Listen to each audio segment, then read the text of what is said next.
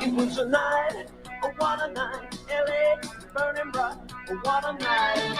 Said yeah, come on, it make my world stand still. All riot, race, revolution, oh yeah. Here come the fire, my world burns still. I say yeah, well you can rock this land, baby. Like a shot to the system, good, well alright. Like a shot to the system, I said yeah, fine, ain't Irish. It was a night, hell of a night, LA, it really was a water ride. Welcome to Late Night in the Heartland. We are a shock to the system, the religious system, the spiritual system, the whole freaking social media system, the financial system. We're shocking it all on purpose. Wall to wall, treetop tall, coast to coast, border to border, and beyond. Well, all right. Like a shot to the system. I say, yeah. Come on, baby. Shot to the system. You feel good. Well, all right. Like a shot to the system. I say, yeah. I say, yeah. I say, yeah. Come on, baby. And tonight we're going to have, I think, our last, at least for a while, episode about the rise of the Archons. Well, at least in this little bit that we're doing. I can't tell you it'll be the last because it's such an important subject for us. And there's so much being revealed. I hope you watched the show last night with Rin Starr. It's one you want to put on your playlist because it will really help you understand and get yourself ready for what's probably coming, for what's probably going to happen. Next week, we've got a great slate of shows for you, including Wednesday night. We're going to have John Looney. If that name sounds familiar, he's the mortician from the UK who stepped forward and said, you know what? Earmuffs, KYH listeners, there's some bullshit going on. He stepped forward, and he was very strong, very loud, very proud, and we're looking forward to have him come on. And people are saying that the show with Ren Starr was outstanding. I totally agree with you. It was very, very powerful. We appreciate you. We got one of our own that is dealing with some medical issues. Please go ahead and send them good intentions. We don't want to betray anybody's privacy. So we won't talk about names or places or anything of that nature. But let's go ahead and do that because we need to do it. In fact, we'll take a quick 3 or 4 seconds right now to send intention. All right, boom. That's going to be very helpful. I appreciate it.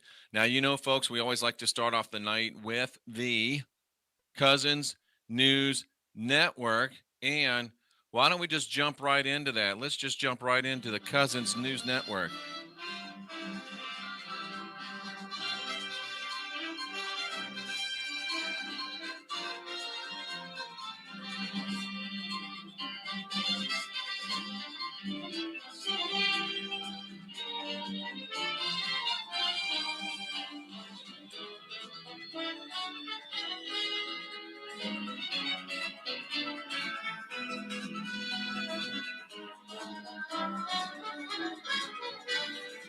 And the Cousins News Network is where you send me in You send me in things that you think are interesting. You send me in things that catch your eye, and we go ahead and we show them and we read them.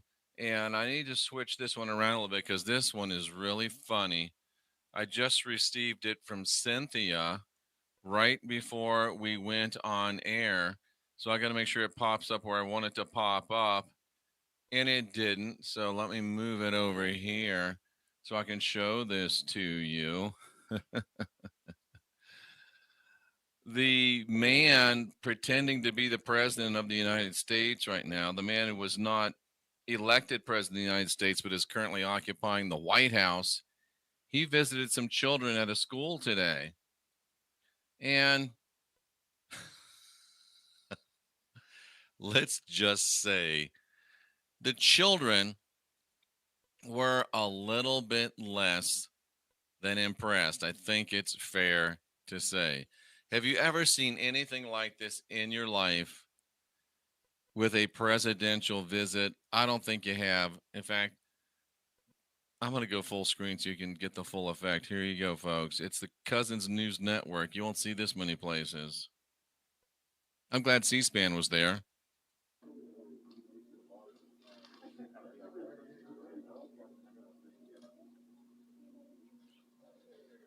Hey guys, how are you? How you doing? Hello, how are you?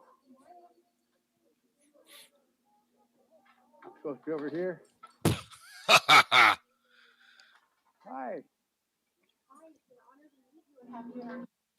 They don't give a damn that the president of the United States is at their school. They could not give a damn that the president of the United States is at their school.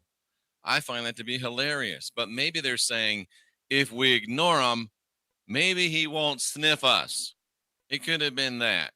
It could have been that. But that's Joe effing Biden, ladies and gentlemen, visiting. Even the school children know that this guy is a complete idiot and a complete joke. Or is he just pretending to be a complete idiot and a complete joke? And is he really crazy like a crazy ass geriatric fox? I don't know. I don't know. But he worries me a little bit. I'm just going to say that he does worry me a little bit. Brighteon is reporting that vaccinated Americans will lose immune function by Christmas and grow cancer in 2022. The elephant in the room with these shots is not merely that they are erasing the immune systems of those who take the jabs, and they are. That can't be disputed. It's a fact.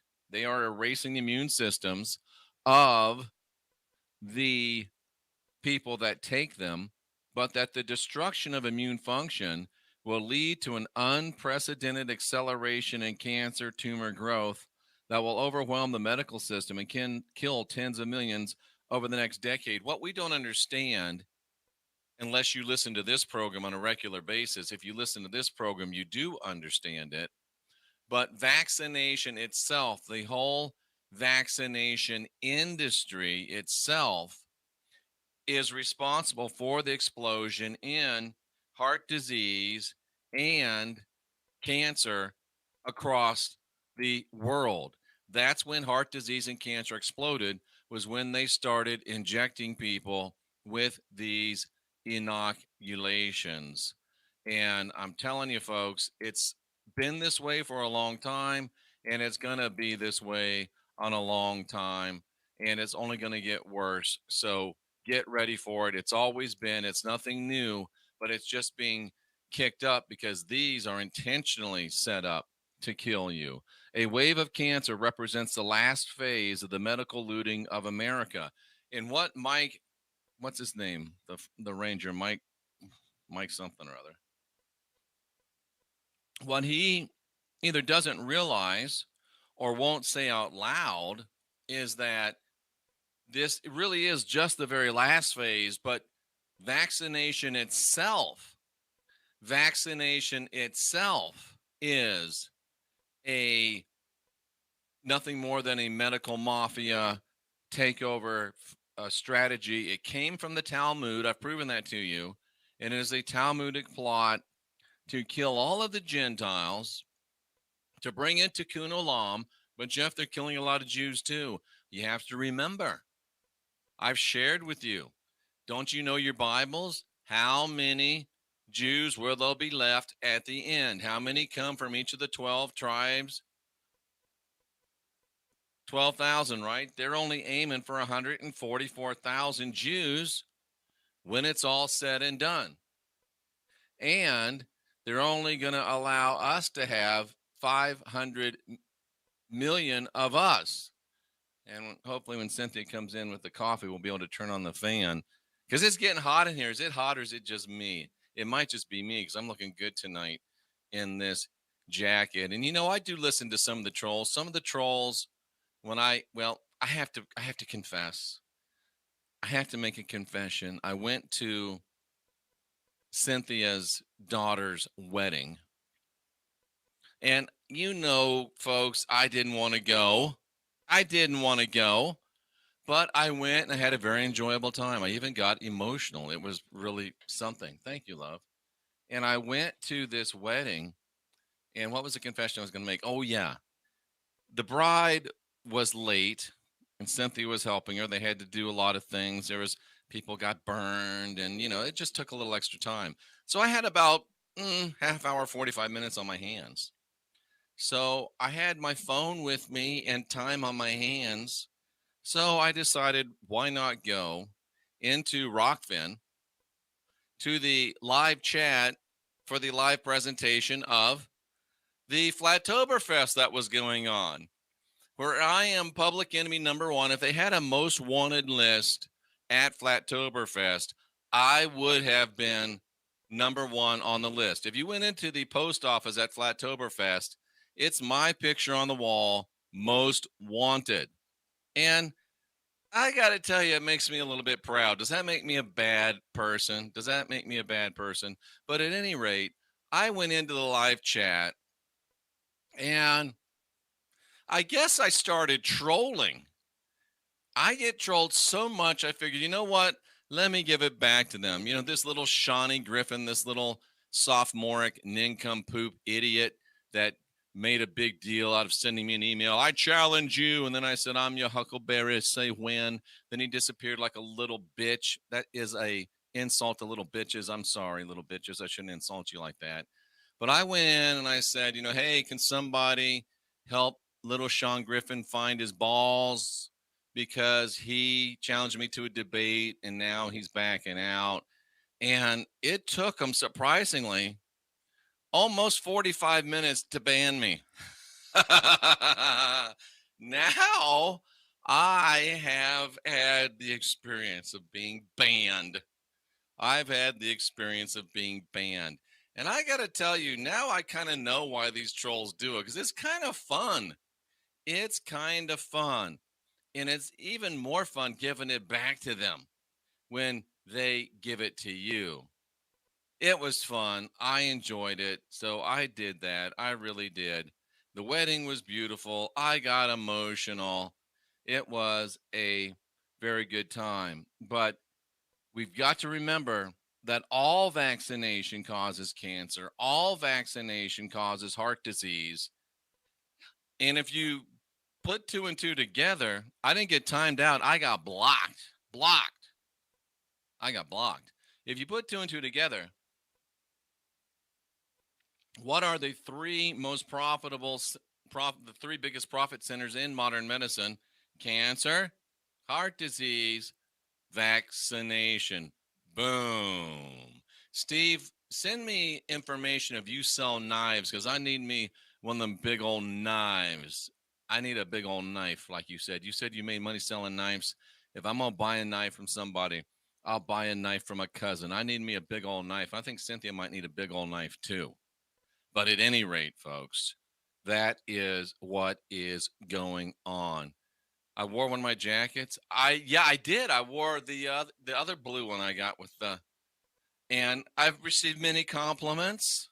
I will have you know, I had my jacket. I had white shirt on. I had some very stylish jeans and black tennis shoes. I was very, very Stylish, if I may say so myself. Thanks to Linda. She's a new subscriber to the channel. Thank you very much. And Epoch Times is reporting that the shot mandates ignore science, warns a doctor. That's not a big surprise, is it? But one of America's most esteemed doctors and researchers is riled by the C19 response. Yeah, but that's a machete, Cynthia.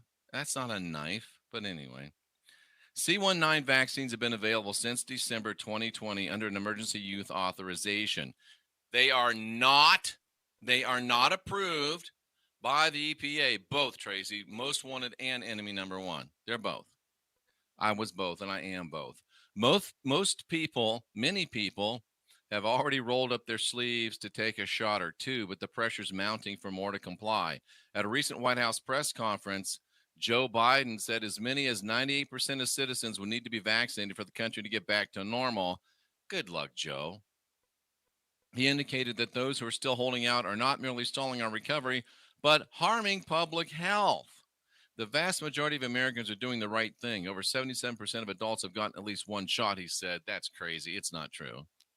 About 23% haven't gotten any shots, and that distinct minority is causing an awful lot of us an awful lot of damage for the rest of the country, Biden mumbled and rambled. This is a pandemic of the unvaccinated. That's why I'm moving forward with requirements whenever I can. Considering all this promotion and promised incentives that come with the new shot, it seems odd that anyone would seem to decline. Where's this part about the doctor? Oh, here he is. On August 20th, internist, cardiologist, and epidemiologist. He's an epidemiologist. How about that? He discussed his concerns with a presentation at the Seventh day Adventist Church in Berrien Springs, Michigan. The Seventh day Adventist Church runs a whole lot of very large and successful hospitals. In a world where medical health experts are desperately trying to overcome hesitancy, McCullough's statement is dangerous. It smacks of the kind of crazy conspiracy theories public health agencies and social media companies routinely warn us about. We're advised to avoid such misinformed hearsay, but instead follow the science and advice of genuine medical professionals. The problem is that Dr. McCullough is one of the most credible medical experts you're likely to find, particularly in regard to C19. He's a journal editor. He has published more than 650 peer reviewed papers. See, he's not like these so called Christian YouTubers. He's not like these so called Christian preachers and teachers that refuse peer review. He's no Rob Skibba. He's no, I'm not even going to say the names. He actually has submitted things to 650 peer reviewed. He's president of the Cardiorenal Society of America, studying the interface between heart and kidney disease. And while the vast majority of medical personnel have followed recommendations from World Health agencies, a growing number of doctors and physicians, they are not liking the official response. A major point of contention among the skilled rebel doctors is the strategy to avoid treating sick patients. Until the shots, health officials didn't have much to offer people who were sickened by C19. The disease was so new, allegedly, and no treatment had been properly tested, allegedly, so nothing was recommended if anyone contracted the disease, except for ivermectin, which kills aliens too. That's why they don't want you to get it. Ivermectin takes care of it. Hydroxychloroquine takes care of it. Nanosoma enables your body to take care of it. That's right. If you've had the shot, and I hope you haven't, but if you've had the shot, or if you are concerned about getting shedding from people that have had the shot, and folks, you need to be really, really careful and really, really cautious of who you invite into your homes and who you get into close proximity with. If you take public transportation, wow, if you're riding the train, if you're riding the bus, If you're out there in the park playing basketball, you got to be careful, ladies and gentlemen. You got to be careful. People are having workers come into their homes that have been vaccinated, and they're ending up being affected with shedding type of scenarios in their bodies. So you have to be very careful. And if you're worried about any of these situations, if you're worried about shedding, or if you've had the shot, heaven forbid, go to jeffreydaugherty.com, come down under the videos, click on the nanosoma button. He's doing a sales pitch. He's trying to save your life. And if you don't like it, you can very easily leave this feed. You don't have to stay here. And we don't even want you to stay here if you're that kind of person. But you can go to jeffreydaugherty.com, click on the nanosoma button, and you can find out how to get this wonderful little product, very inexpensive. Order more than you think you need because you're going to want it, and it has a tendency to go back ordered. But it's a powerful little particle that enables your body to dump everything out of it that is not supposed to be there. So do that. And this sick patients were instructed to stay home and quarantine, but were admitted to the hospital if symptoms became severe. The only care that the severely ill and hospitalized were given was a ventilator and oxygen. This shocked McCullough, Dr. McCullough. At the beginning of the pandemic, he imagined it would be some kind of a medical Super Bowl with courageous doctors all trying their best to tackle an incredible challenge, so-called. He never expected hospitals would simply sit on the sidelines and wait for a shot. It was the first time in his career he ever saw doctors don't even try to treat the patients in their pre-hospital phase. Come on, doc, you've seen it before. But anyway, we have Miss Tracy. So there you go, folks. This doctor, who is an esteemed physician, and he is saying this is crazy. There's also this whole 6-foot myth, ladies and gentlemen. The complex and contradictory science of social distancing. This person who wrote this, the name is Peter. He travels a lot for business as well as pleasure. It's amazing how each area of the U.S. handles the pandemic differently. LAX is a zoo even in the best of times, but it's going through a major renovation for the Summer Olympics. He and his wife were there, blah, blah, blah. They were going up the elevator. It says only 4 people. There was plenty of room. Some lady tried to get on. They said, no, stay out. Somebody yelled out, she's got cancer. They gave her the bird, didn't allow her in the restaurant. People are acting just crazy, especially since you probably can't even really catch, quote unquote, COVID. It is nuts, ladies and gentlemen. It is nuts. And I found this to be true. Did you know that standing on one leg is a sign of good health? That's right. You want to find out if you're in good health or not? Practice standing on one leg, especially with your eyes closed.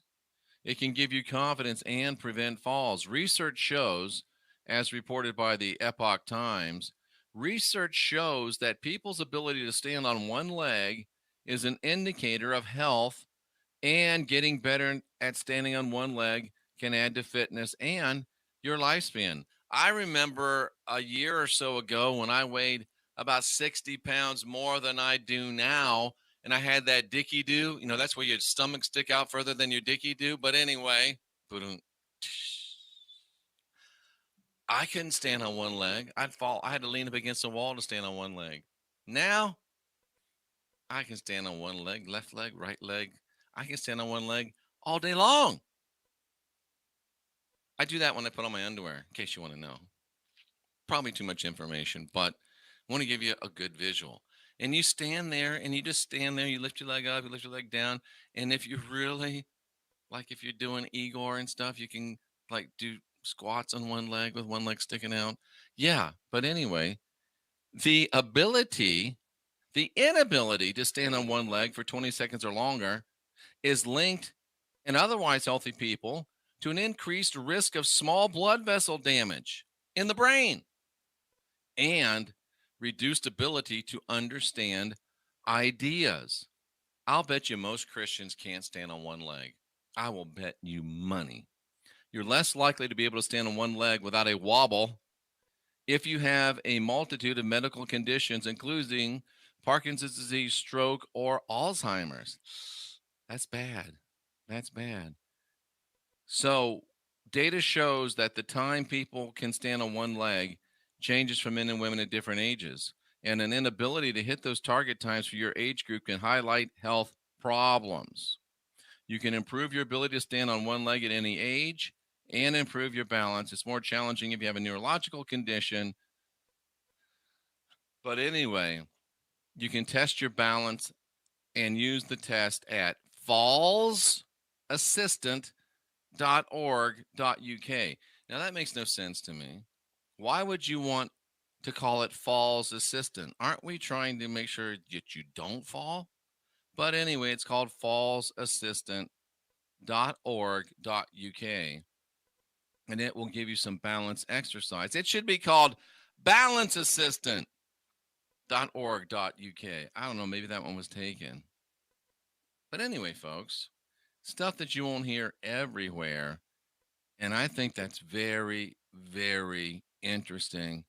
And I found it to be true in my own life. That's why I like to pass it on. And of course, breaking news, the FDA has authorized, they've not approved, the FDA has authorized the Pfizer shot for emergency use in children that never get it. Children have almost no chance of getting it. None. And if they get the shot, they've got at least if you got no chance, and then your chance to die is greatly increased if you get it. Come on, man. Come on, man. The Food and Drug Administration today issued an emergency authorization to use the Pfizer C19 shot in children 5 through 11. 5 years old. They want to shoot them up. The FDA's Vaccines and Related Biological Products Advisory Committee voted overwhelmingly to back the Pfizer BioNTech mRNA vax for children. Children 12 and older have already been eligible. We don't even care about killing our children anymore in this country. In fact, they're for it. The kids got to go, man. The kids got to go. In New York City, 40% of the inspected businesses in New York City are non-compliant with the shot pass mandate. Approximately 2 in 5 New York City restaurants, gyms, and entertainment venues are not abiding by the C19 shot pass mandate upon being inspected. The city managed to inspect nearly 2/3 of the estimated 31,000 businesses. How much money did it cost them to do that? How much time did it take them to do that? They're checking businesses to see if they're checking people's papers before they let them in. In America. Unbelievable. Of the 31,000 that they checked, 8,000 were issued a warning for non-compliance. 4,000 of those were infractions that would have led to violations, which would have carried a $1,000 fine and a $5,000 fine for subsequent violations. And upon second inspection, at least 2 weeks later, only 21 establishments were issued violations. Wow. So I started out feeling good. Then I ended up not feeling so good. Man, when the New Yorkers are just giving up, wow, it really does make you wonder. And in case you think it's not all a game, the New York Attorney General who oversaw the Cuomo investigation announces her bid for governor.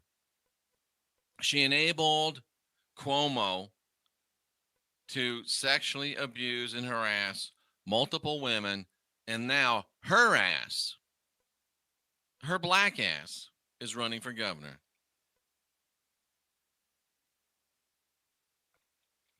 And you really think that voting still matters? That's really, really special that you think that. Really, really special. It's time to wake up, ladies and gentlemen. It's time to wake up, ladies and gentlemen, and realize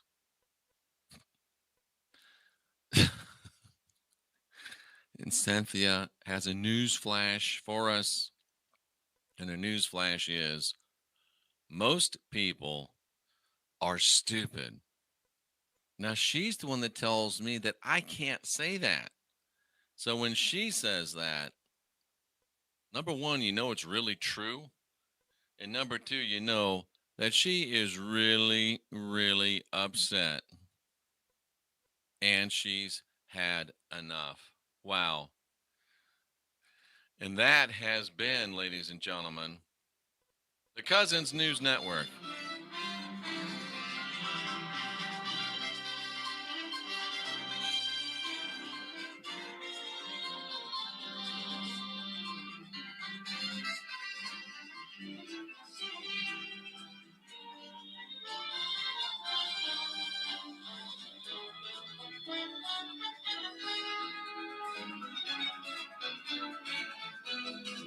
What do you say we start off the meat of the program with a Rod question? 913. I don't even remember the phone number myself. What is it? 913-279-0831. That's it. 913-279-0831. If you have a Rod question and you can get through and ask me before I get over here and get all my stuff set up to bring you some broadcast excellence about the rise of the Archons, we'll entertain a Rod question. Of course, the Rods answer yes and no questions. I think the Rods are the most elegant and refined divination system for yes and no questions. So if you have a Rod question, go ahead and call in now, 913-279-0831, and we will take your Rod question. We'll probably do this at every break, I think. Sounds like fun. And we're trying to be fun. We don't want everything to be so super serious all the time. So here we go. It's late night in the heartland. You're live with Jeffrey Daugherty. I have a Rod question, Joe. Jeff. What is your Rod question, John from Tulsa? Was Joseph Smith really a prophet? Ooh, that's a good one. Was Joseph Smith really a prophet? The Rods say yes.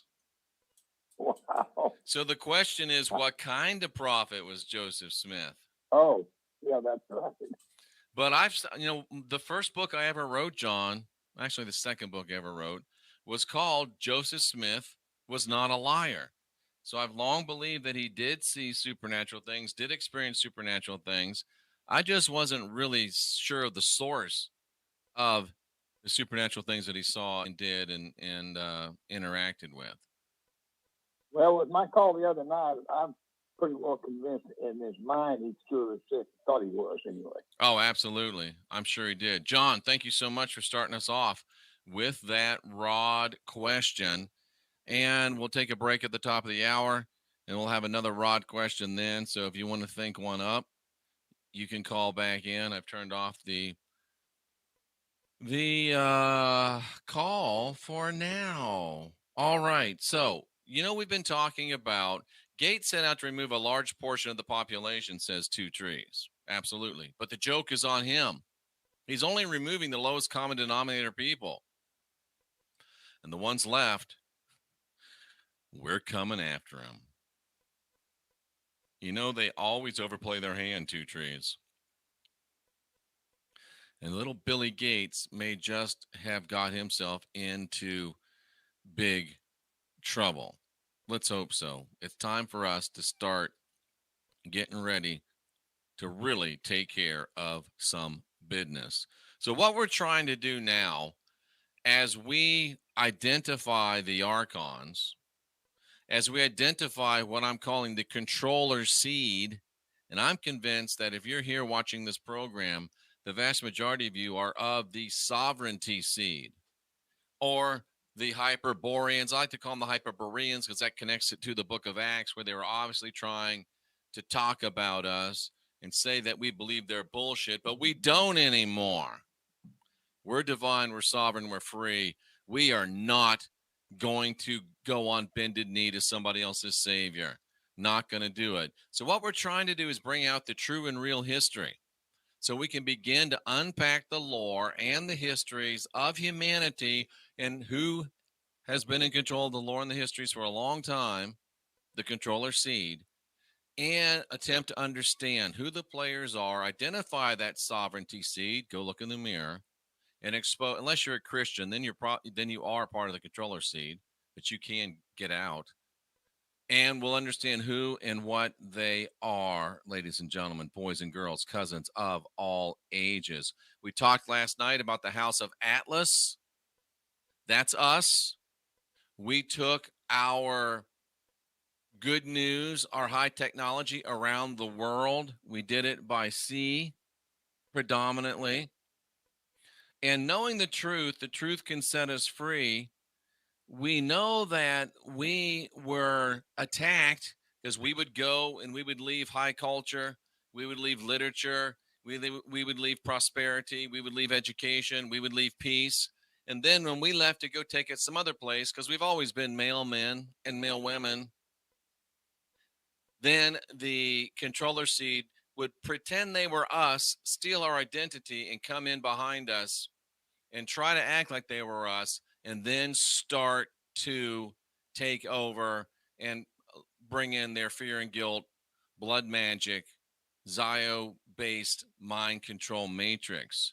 And because we allowed ourselves, we are the first root race. We found ourselves in the middle of this electric energetic war. We found ourselves in a conflict over the dominion of the earth.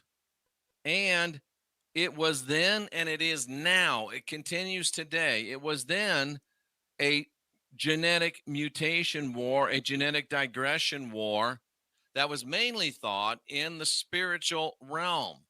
Man was already created in Genesis 1, when in Genesis 2, the rat bastard, the God of the Bible, recreated. He created a genetic mutation and a genetic digression. As a result, this thing called the fall of man took place, and we had to be sealed off from the higher realms so the contagion wouldn't spread. The destruction of the temple had to take place in AD 70 because it had a portal, and they had to shut it down. Christianity has copied this model and is rolling it out far and wide through the spread of Jesuitism, communism, and Zionism, which are all synonymous and complicit with Christianity. Humans, we got to clean up our mess before we can be allowed access back to our cosmic families. We've got to embrace our full poet warrior selves. We've been sealed off. This distortion creates separation between ourselves and our higher selves. That's why we experience this separation and this duality. Don't let it make you sad. Let it make you mad. Let it motivate you. I'm telling you, the days are coming soon again where the world will be better than it's ever been. And it'll be sooner than we can imagine. And we will be again taking our technology and culture to the world. We will be again creating an era of human optimization. If you follow history and you follow the travel of the Hyperboreans, You'll find peace, prosperity, technological advance, great art gains, literacy gains, language gains, culture gains, optimization. And then you'll notice a creeping of control and bondage following immediately after until a great expulsion occurs. It's the pattern and trail of the sovereignty seed and the controller seed. We are at the expulsion stage. We have tried from the time of Pythagoras to work with this other seed. We have tried to be benevolent. We have tried to be good people. We have tried to be nice people. We have tried to give them a chance. In 109 times, they have stabbed us in the back. It had to be expelled. Both of those things. We tried to help them out. We tried to bring them into our esoteric, our technological, our spiritual understandings. All they did was steal our tech, steal our identity, and leveraged it to now be the dominant race on this planet. They're a tiny fraction of the population, and yet they rule the whole thing.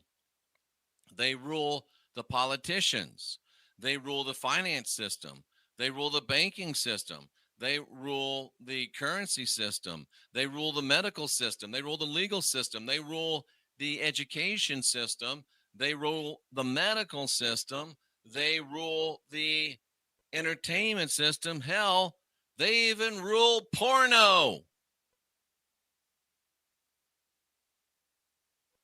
And we've got to take it back.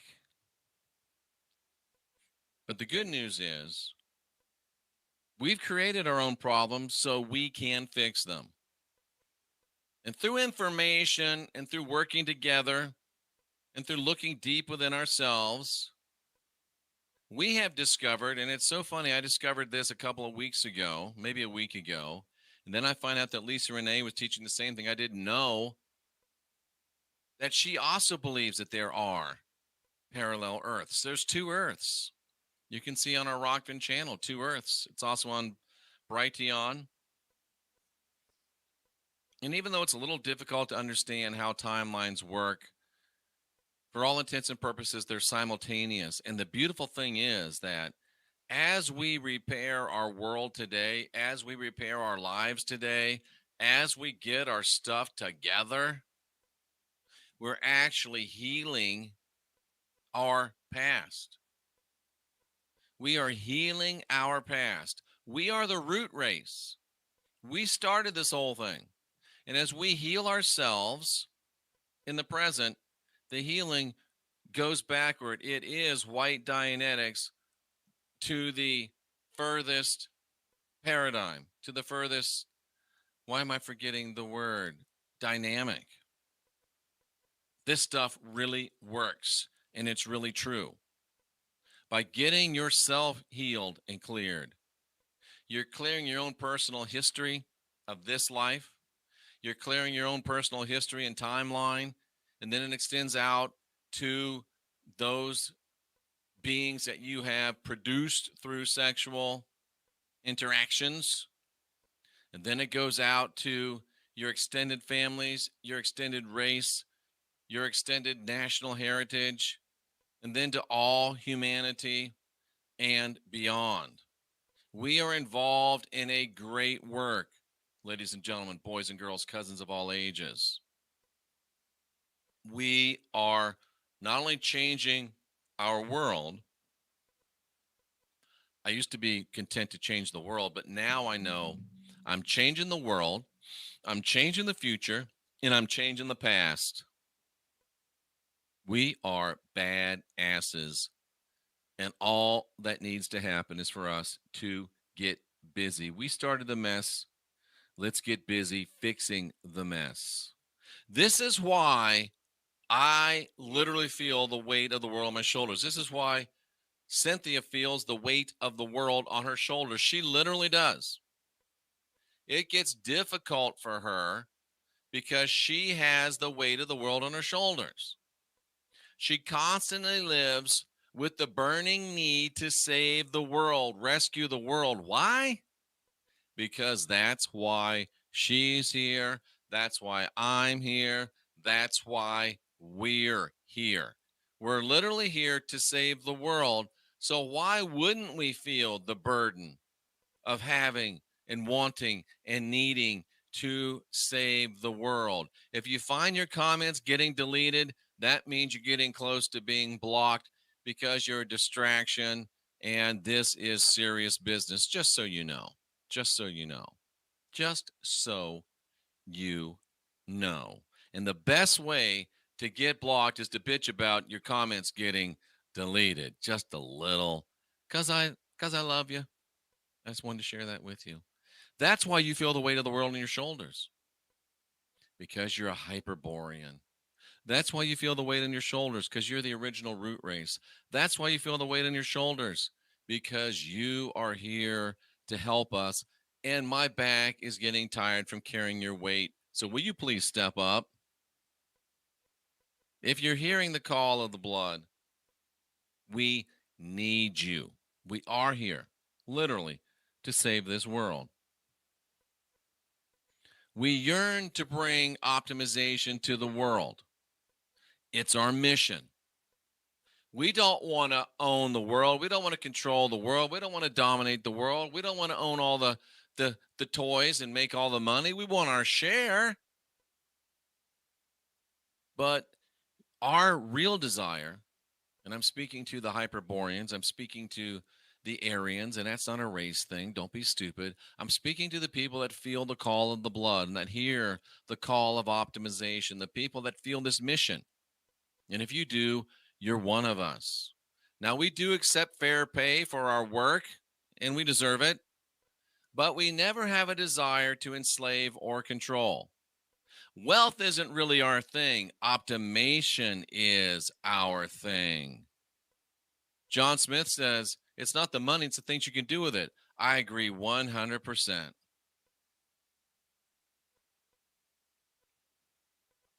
And we're good at making money. And there's nothing wrong with that. We used advanced technology to accomplish all that we accomplished. Maybe it came from other realms. Maybe it came from our memory of other realms. Maybe we've had some help. But we have used our powers for good.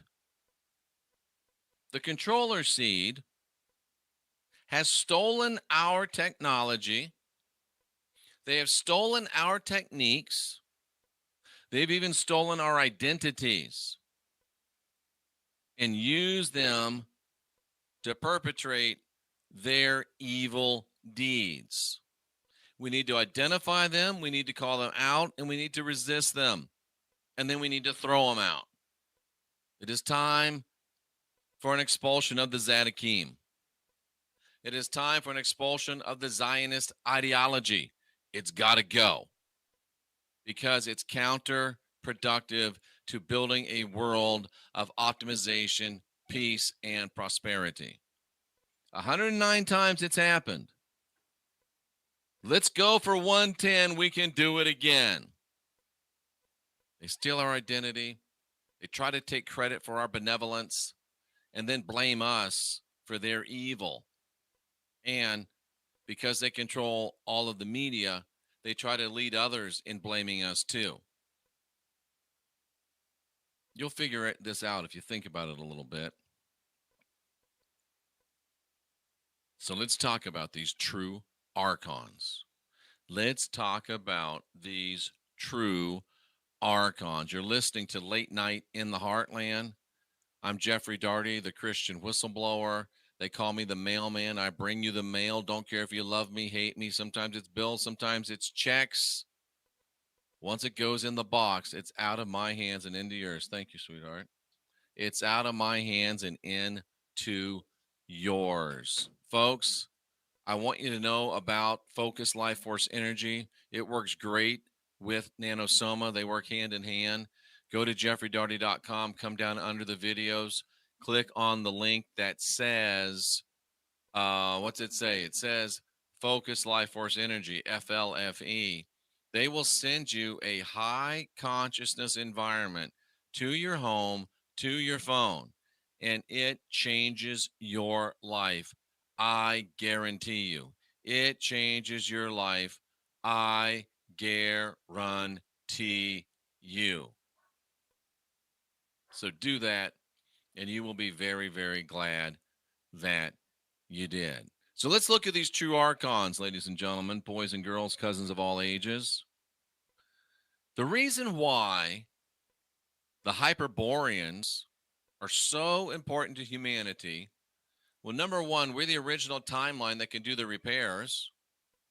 And ours is the timeline of invasion when the trauma of the fall happened to the human race. This is when the split in time occurred, and this is when the moon was brought to manage the gravitational field of planet Earth. I know this is getting deep. Is this getting deep, Cynthia? Thank you. Good night. It's getting deep. It's getting good. Everything was great. And then we turned our back. We've been too good for too long. We became less than vigilant. We probably saw them coming, but we're like, yeah, good morning, Pedro. We're like, oh, well, you know, there are just a few of them. We can handle it. And we were not vigilant. We were not diligent. We allowed, I'm convinced we saw the invasion, but we allowed it. It's no big deal. There's a reason why the script says a little leaven leavens the whole lump. We're the whole lump. They're the leaven. It's time to get the leaven out. And you can't get the leaven out by pretending you're part of it. You can't get the leaven out by wanting to pray for it. You can't get the leaven out by wanting to copy it. You can't get the leaven out by doing their stupid things. You get the leaven out by kicking it out. By kicking it out. There's some good stuff. I'm thinking realizations are coming to me. We'll continue down this path. It's very, very important. The split in time occurred. You know that there's two times. You understand that time is different. Their time, they've only got 6,000 years. They got 218 years left. That's why they're acting crazy. Time, it's on our side. Yes, it is. Time's on our side. It's not on their side. Keep that in mind. That should encourage you. That should empower you. That should make you feel good. And the moon was brought here to manage the magnetic and gravitational fields of this planet, of this realm. And we as the root race, we're part of the original Thetan of this realm. We live on a divine living being, for lack of a better term. And we are part of the earth. We are part of the Thetan of the earth. What's a Thetan? Well, you know, people argue about spirit and soul. So we use the word Thetan to describe the part of us that you don't see. That's the Thetan. And we are part of the Thetan of earth. We have an externalized, we're fighting an externalized higher and lower mind war. We are attempting to reseed a higher consciousness that has been lost, and they are attempting to seed a lower consciousness. We're trying to go high, they're trying to go low. And it's a battle, both a spiritual battle, a mental battle, and a physical battle. That's why we're trying to clear our minds. That's why we're trying to live in our analytical mind and not the reptilian mind, the reactive mind, because in case you haven't figured it out, the reactive mind, the reptilian cortex, that's the mind of the controller seed.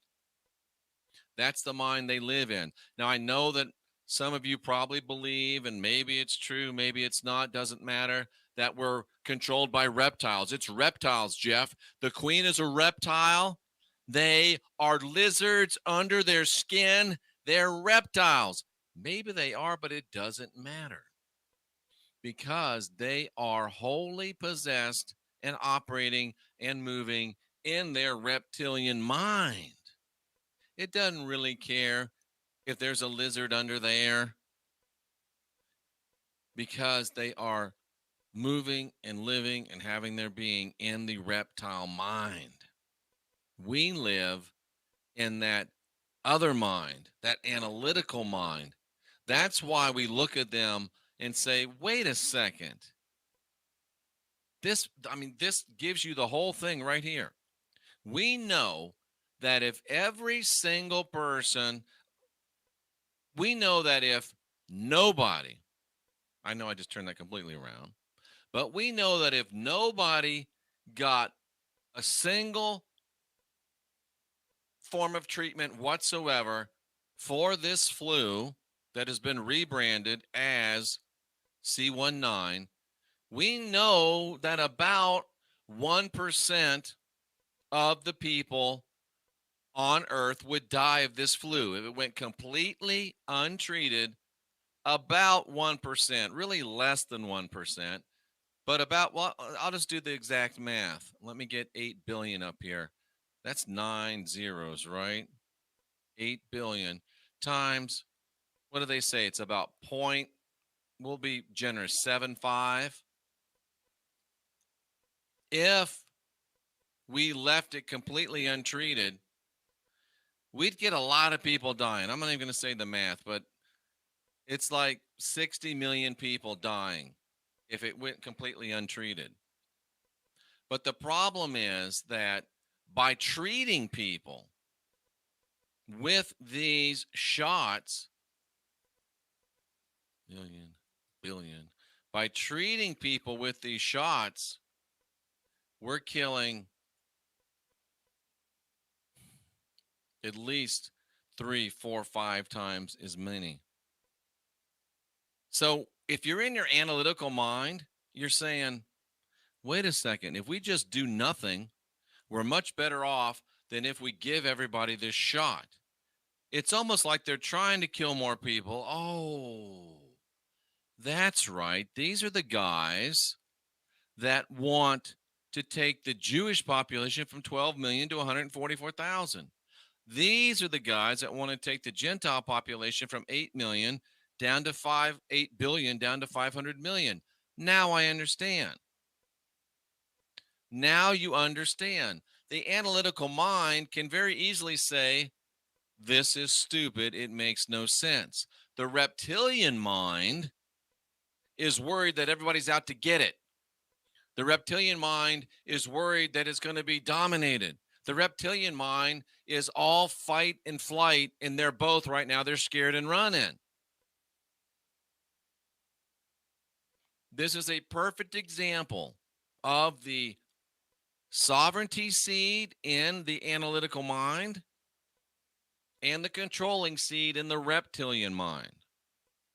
And it doesn't matter if they're smart people, because the reptilian mind, when it takes over, it shuts down the analytical mind. You can be really, really, really, really smart and still line up to have hydras and nanotechnology and graphene and other various assorted poisons injected into you. It becomes so easy to understand when you understand it in white Dianetical terminology. We're helping to restore the consciousness to the original state of this realm, Genesis 1:1. In the beginning, the gods created the heavens and the earth, and it was very, very good. Now, you say, but wait a minute, they created the heavens and the earth, and it was without form and void. No. That's because you don't understand the text and you haven't watched us long enough. Do you know that in Genesis 1:1, where it says, well, let me just show, well, I'll show you after the break, where it says, in the beginning, the gods created the heavens and the earth. That word create means to fashion from non-existent materials, to make holy, not H-O-L-O-Y, but W-H-O-L-O-Y. Jeremiah said he looked at the earth when it was formed. It was beautiful. It was perfect. It was fantastic. And then that word was, the earth, the gods created the heavens and the earth. The gods and goddesses created the heavens and the earth. It was perfect. And the earth became, that word was, between Genesis 1:1 and 1:2, everywhere else in the text, it's translated became. It became without form and void. Why? Because of the entrance of the controller seed. I'll show you that. I didn't plan to show you that, but I'll show you that when we get back. And it is a fascinating study, and it will open your mind. And I think it'll help you very, very, very much. I'm on slide 49. Remember that. I'm Jeffrey Daugherty, the Christian Whistleblower. I'm here for one reason only, to help you unindoctrinate yourself. We'll be back right after this musical interlude to bring you more of this great stuff. Enjoy this, and I will be right back. Come on.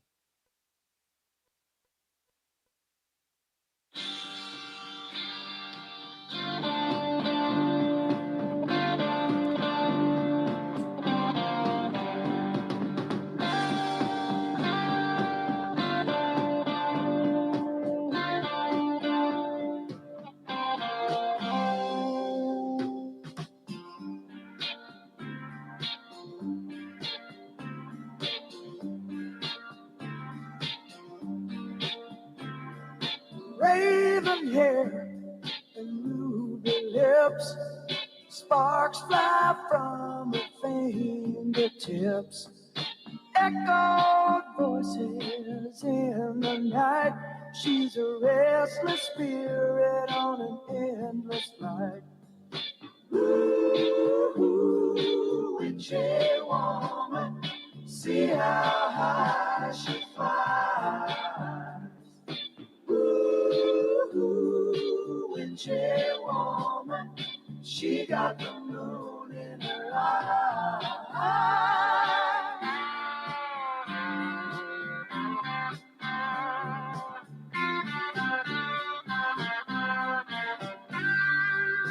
Held me spellbound in the night, dancing shadows and firelight, crazy laughter in another room, and she drove herself to madness with a silver spoon. Ooh, witchy woman, see how high she flies. Ooh, witchy woman, she got the moon in her eye.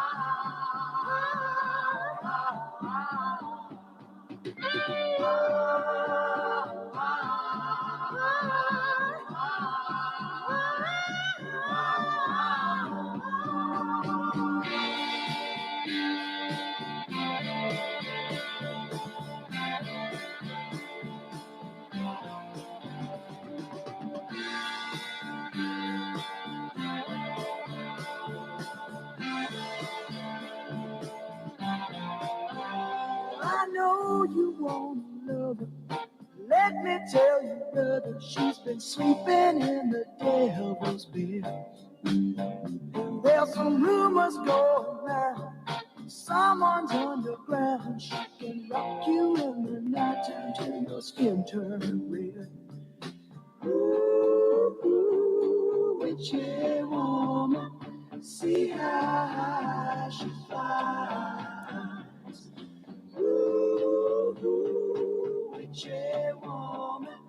She got the moon in her eye.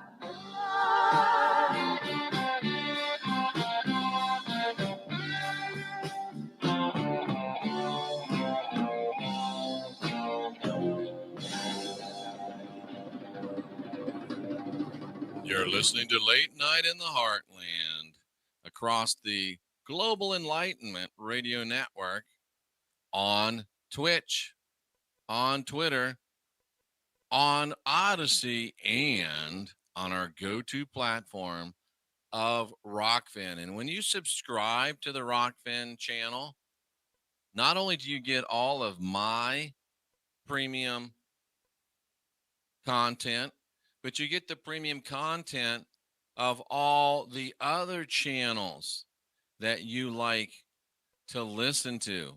You get the premium content of all the other channels that you like to listen to, ladies and gentlemen. You get all of the premium content of people like Alex Stein and Conspiracy Castle. You get all the premium content of people like Sam Tripoli and the Tinfoil Hat. You get like Brian S. Stavely, Jason Burmis, Crow 777, the TLA Vagabond. You get all of these great things, Globebusters, all for the $19.99. It's the best deal in social media. So we go back to our lesson for tonight, and Rockfin is just rocking. It's beautiful. It's fantastic. And I got to tell you something about beautiful and fantastic. And now it also does scans for your dogs. We're in a place now where we've got to take some advanced medical prepping. This is the AO scanner. Every day I scan myself mentally, emotionally. Look at that. Look at that. Spiritually and physically. And then it prescribes energy frequencies to help me. It is medical autonomy, or towards that, in the palm of your hand. And now it's being rolled out to be able to scan your pets as well. So if you don't want to have the shot to get medical help, if you don't want your pets to have shots to get medical help, go to jeffreydaugherty.com, come down to the videos, click on the Solex AOS scan button. You'll be glad that you did. We're going right back now to our presentation, and I'm going to show you what I mean about this Genesis 1:1, Genesis 1:2 thing. This, even when it's talked about, is generally corrupted. So I want to give you the real gist of this, and I want to talk to you about why it's really, really important. And it's not just about winning arguments. It's about understanding what really happened. It's understanding about what really happened. Did they cut off my access to Bible Hub? No, I thought they might have. You know, I'm expecting that. I really am. I don't think they would like the way I use Bible Hub. I really don't think they would appreciate the way that I use Bible Hub. Thank you, El Palumbo. We try to pick some good music for you, and music that kind of goes along with what we're talking about. So let's look at this real quickly. And this is one of the more fascinating studies in the script that you can do. So check this out as I take a sip of hot coffee.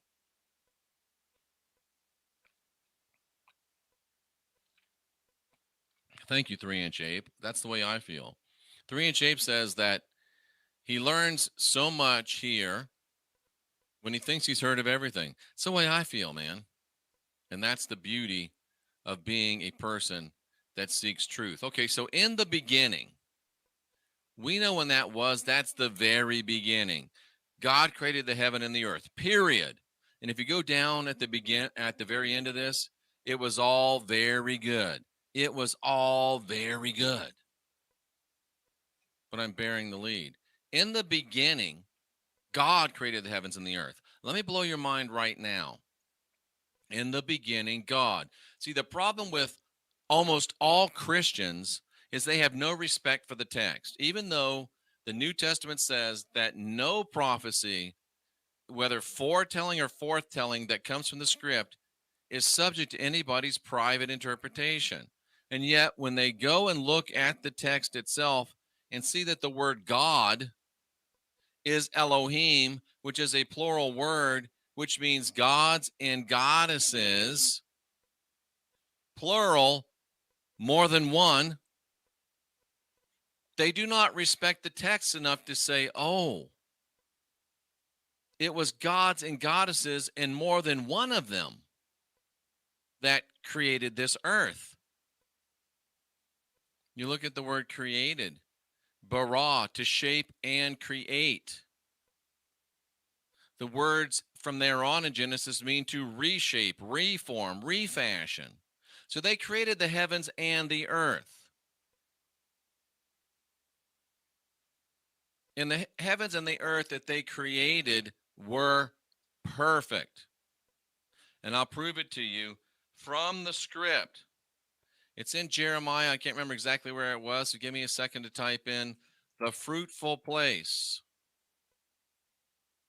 Fruitful place, Jeremiah. It is Jeremiah 4.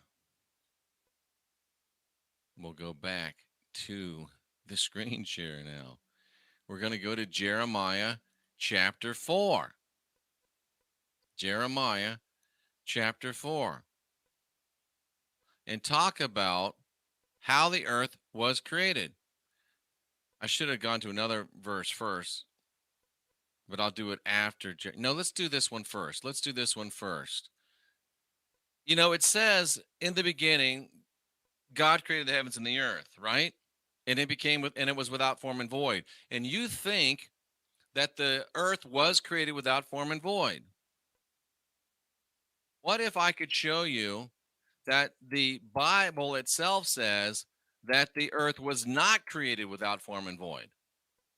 What if I could show you that the world, the earth, was not created without form and void? Would I have your attention if I could show you that? Well, let me show it to you. I hope you're sitting down if you're a Christian. This is why Christians won't call me. They'll call me Antichrist. They'll call me gay.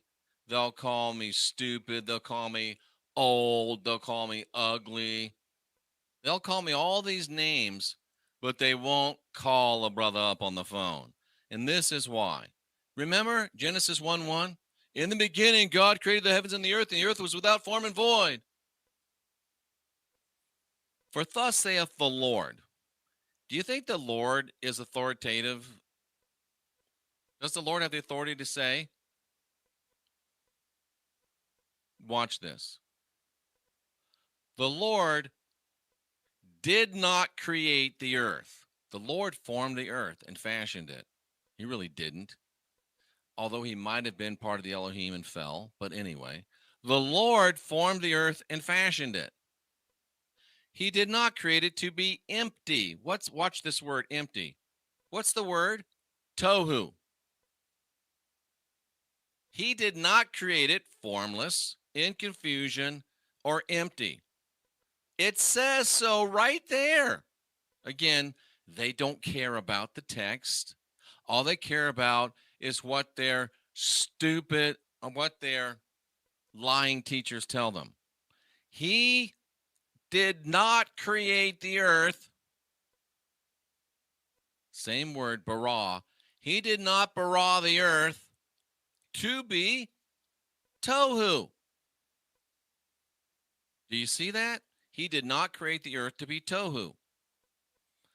Now, Lucy, you got some explaining to do, because Genesis 1:1, God created the heavens and the earth. We're good on that, right? and the earth was with formless and void. What's the word? Tohu. That's called a mic drop. Isaiah just finished telling you that the Lord did not create the earth tohu.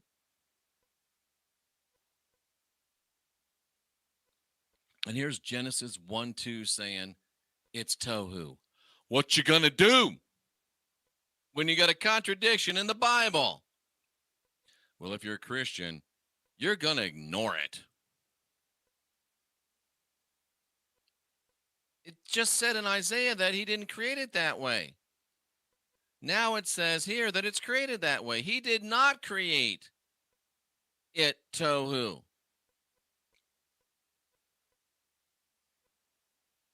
Now we'll go to Jeremiah chapter 4. Jeremiah chapter 4. Is it 426? I think it's 426. It's been a while. Jeremiah 4. I think it's 26. Let's see. Jeremiah 4:26. Yes, here it is. Jeremiah looked at the earth and saw that it was without form and void. Remember? It was without form. It was formless. What? It was tohu. Only one place it'd been tohu. Genesis 1:2. And we already saw that even the Lord says it wasn't created that way. Right? Even the Lord says it wasn't created that way. So I looked at this thing. It was without form and void. It didn't get created that way. How do you know? Because the heavens had no light. Well, why would he mention that they had no light if there wasn't any light there yet? Because light doesn't come till later. It was created with light. It was created perfect, just like you'd expect gods to create. The mountains were trembling. The hills moved lightly. There was no man. He's looking at the tohu and bohu, Genesis 1 to earth. And he says, look, that the Lord said he didn't create it that way. He says there's no man. Well, of course there's no man. The only reason he would say there's no man is because there used to be man and now there's not a man. And all the birds were gone. How do you explain this, Christians? All the birds hadn't been created yet, according to your silly theory. And the fruitful place. It was created a fruitful place. What does fruitful mean? It was a garden. It was fruitful. It was full of fruit. It was a growing garden. It was a paradise. It was created by gods and goddesses to be a paradise. And wait a minute, it even had cities. What's a city? It had freaking cities, constructs. And how many people you got to have cities, even if it's only two? A lot. And the cities were torn down. Okay. Gods and goddesses, male and female, more than one, create a beautiful, perfect, fantastic, gorgeous earth with birds and men and cities. Even the Lord said, this shit was not created toe up. Tohu, toe up. It was created perfect. So how do you explain how it became this way? Well, remember Jeremiah 4:26. We're going to go back to Genesis 1:1 for a minute. God created the heavens and the earth. The earth was formless and void, but we know it wasn't. We know the darkness wasn't there. The darkness had come there. There was light. Sometimes the biggest words are the littlest words. This little word was. In the beginnings, the gods created the heavens and the earth was without formless and void. Can we look at that little word? That little word means to fall out. In the beginning, the gods created the heavens and the earth, and it fell out that the earth became without form and void. Does that change things? Well, let's go to the other meaning of the word.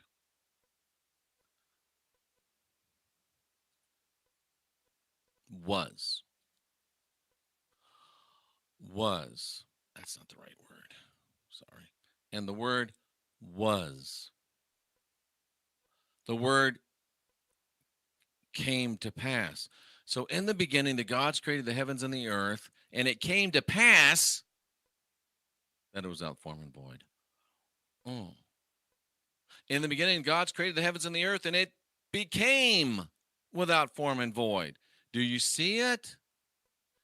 In the beginning, the Elohim, the gods and goddesses, male and female, more than one, created a perfect, fantastic, boom, bang, perfect earth. And it became formless and void. How did it become formless and void? Remember Jeremiah? I told you to remember 4:26. How did it become formless and void? Any Christians welcome to step up and show me where I'm wrong. Any Christians welcome to step up. Jeremiah 4:26. How did the earth become without form and void? They were torn down. The perfect earth was pulled down and broken down by the Lord, the God of Israel. But wait, there's more. It was his fierce anger. He lost his temper and he destroyed the earth and killed everybody on it and every bird and every plant. He killed the whole thing. He wrecked it all. But watch this. It was torn down by the Lord before his fierce burning anger,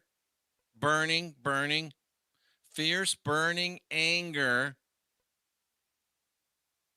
through his nostrils, through his nose, through his face. Think about that for a minute.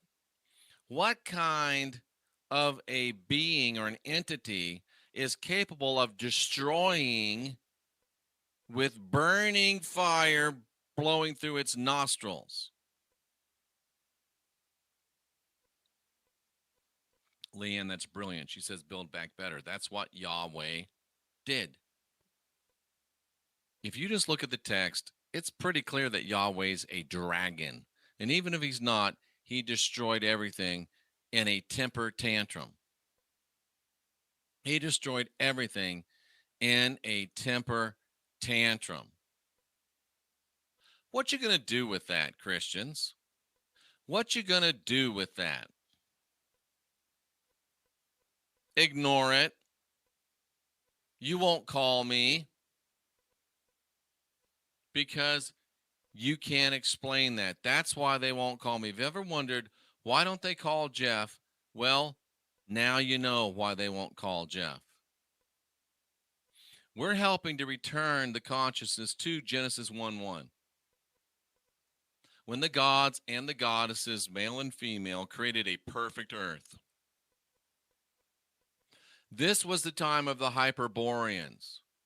It's a time when humanity lived in a golden age, a fruitful place. Beautiful cities, birds, gardens, peace, harmony. And there was no death. There was no violence of any kind. And when we can fully identify with and connect to this in our consciousness, we know that we're divine and that we're connected with the divine. And it'll manifest into our lives where there'll be a whole lot less pain and suffering and a whole lot less violence and destructive situations here on earth. We gave them the intel they needed to start the war that we still fight today. We are involved in a Hyperborean holocaust, electric war, energetic war, and it started when Yahweh saw that he was losing and destroyed everything.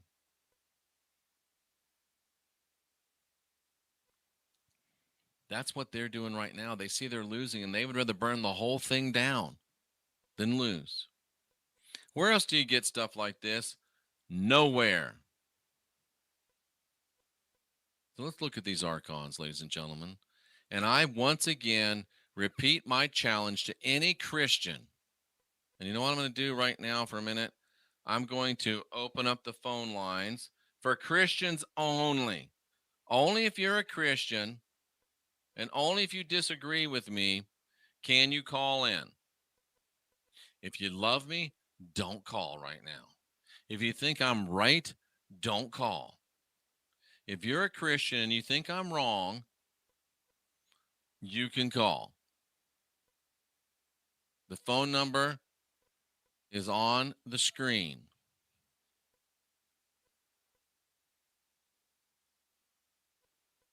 Let's go back to our.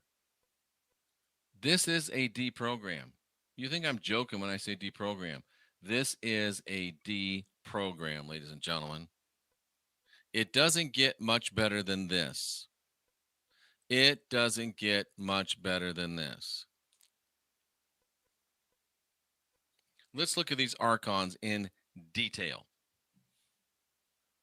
What is an archon?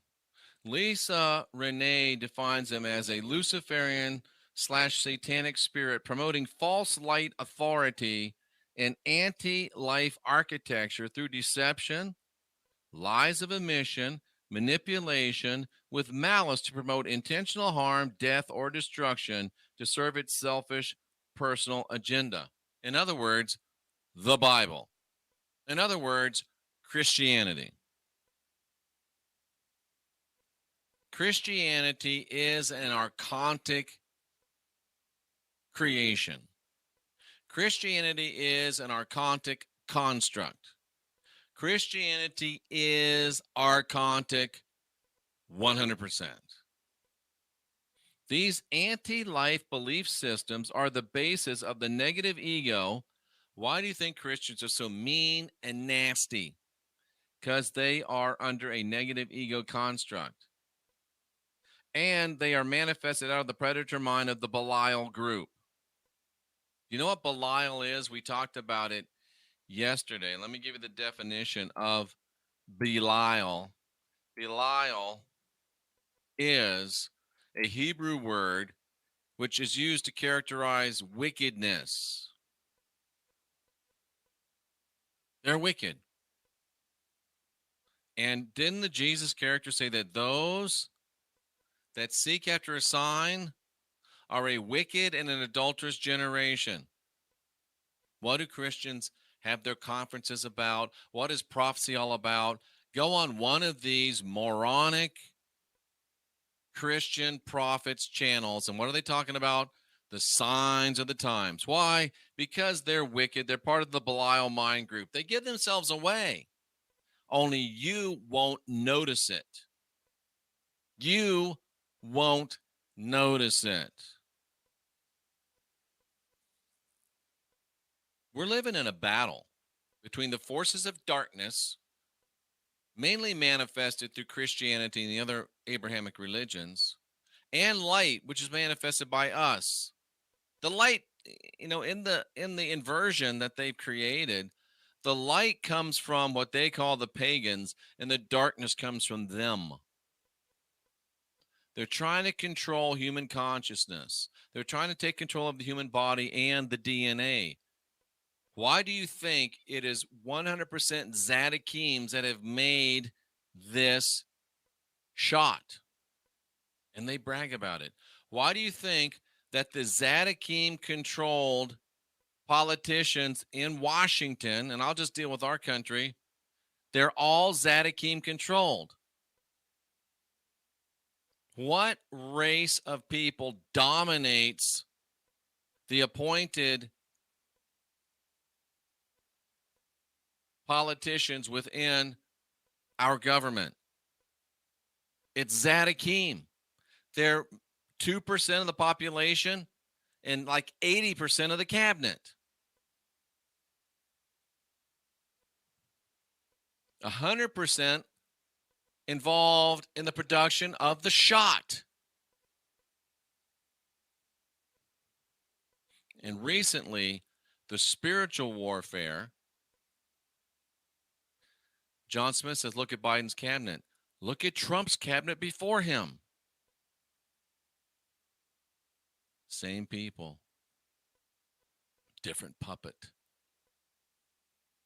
Recently, the spiritual warfare has been escalated to the technological realm via the shots. And awakened people that are connected to the planetary consciousness are able to feel the intense pressure we're enduring as this battle rages on. At the moment, hidden from mainstream media and in most people's awareness, to realize that the events transpiring in the world involve a massive war over controlling the consciousness of this planet. Actually, John Smith, Trump's cabinet was more Zionistic controlled than Biden's. Rut-row MAGAs, rut-row.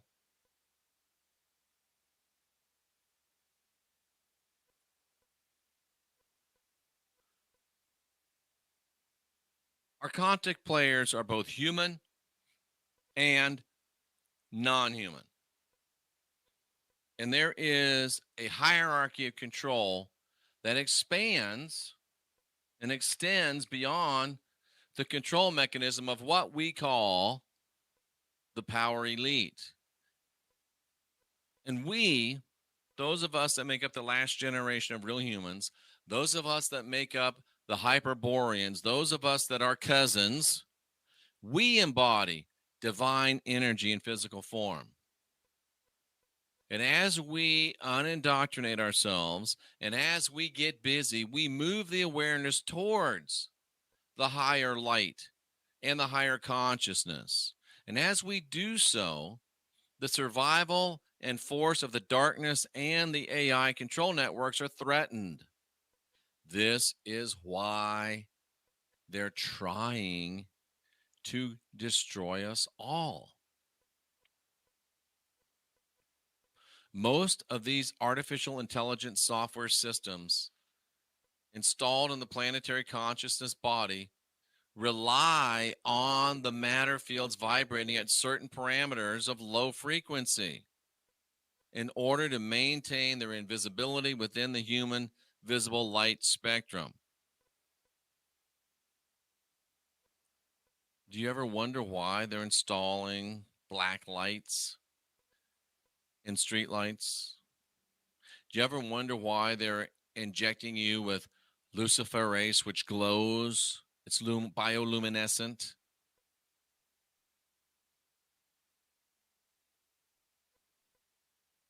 Why would they let us see them?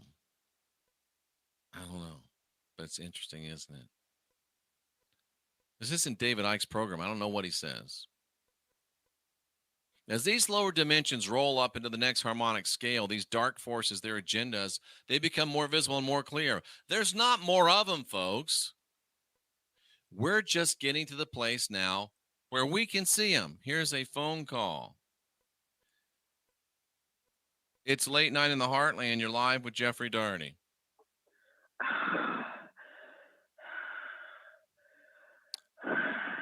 Oh, my. Do you have anything else to say?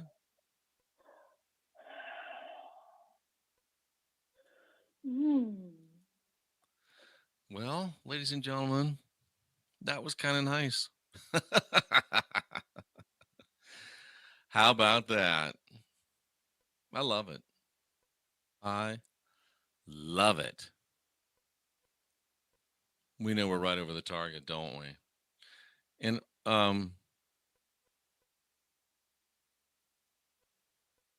what's this called? Ring Central wants to know how the call quality was. I'll rate that one 5 stars. I'll rate that one 5 stars. They thank me for my feedback. People of the earth are starting to see clear evidence of the crimes against humanity and the crimes against children. Those in positions of power have been put there explicitly because of their consent and willingness to carry out these crimes on behalf of the negative alien agenda in exchange for money, resources, power, life extension, and control over the rest of the people.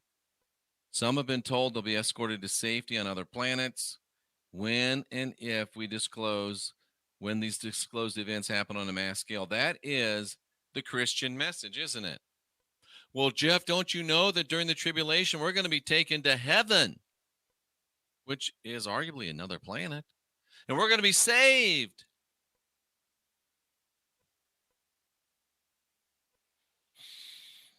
It's very, very easy to see, folks. Very, very easy to see if you'll allow yourself to. And during this time of shift into the higher consciousness, we need to be creating new paradigms that support the recognition of value for all human beings and for life itself. This is why I love John from Tulsa saving ducks and saving geese. This is why I like people telling me that they have friends that are homeless people.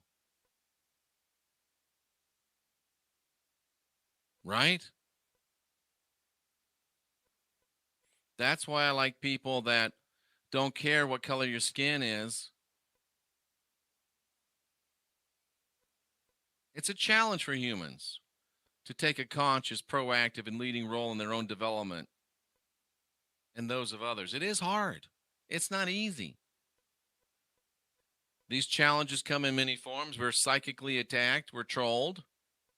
There's AI trackers, and it's not enough now that they're dusting us with AI tracking devices. It's not enough that they're putting AI trackers in the food that you get through the drive-through. It's not enough that they're putting it in your water. It's not enough that it's in your soil. Now they're putting it in the shot that they're mandating that you get. Karen Kingston has proven that there are tracking devices in the shots. Karen Kingston has proven that there is technology in the shots that connect you to the cloud, to the internet. Karen Kingston has proven, I need to try to reach out again to Karen Kingston. I couldn't find her email. If anybody knows or can find Karen Kingston's email, if you're on LinkedIn, is that what it's called? If you're on LinkedIn, try to find Karen Kingston, who is pharmaceutical, medical, technical writer. Try to find her and get me her email. Karen Kingston has proven that there's devices in the shots that will enable them to control your mind and deliver shock therapy, shock correction, and pharmaceutical correction. She's proven this. There's no doubt about it. It's in the patents from Moderna. It's in black and white. I'd love to have Karen Kingston on the program. The D program. We don't have a program. Watch your mouth. We got a D program, ladies and gentlemen. We've got a D program. That's what we're all about. The D program. Tags, dark entities, direct interference in order to diminish the quality of our economic or energetic resources and to stop us from being optimally functioning. Suppressing our ability to perceive greater realities of truth and live our maximum potential, optimization, experiencing spiritual fulfillment, sovereignty, and freedom on this earth. During the evolutionary process of our awakening, we remember this stuff. We remember how do we know it's not supposed to be this way? Because we remember when it wasn't this way. The more conscious beings take back their sovereignty and freedom and live in accordance with the laws of the creators rather than man-made laws. And remember, Christianity in the book of Romans tells you to obey the human leaders. We tell you, screw the human leaders. And only by doing away with man-made laws and following the laws of the Creator. Well, where do I find the laws of the Creator? Well, they're the creators. Where do you think you'd find the laws of the creators? You might want to look in creation. You want to find the laws of man? You want to find man-made laws? Look in books that are written by men. Bibles, Qurans, Talmuds, Torahs. Want to find the rules of men, the laws of men? Look in books written by men. Look in religions invented by men. Look in religions that are run by men that don't like women. Want to find the laws of the Creator? Look at creation.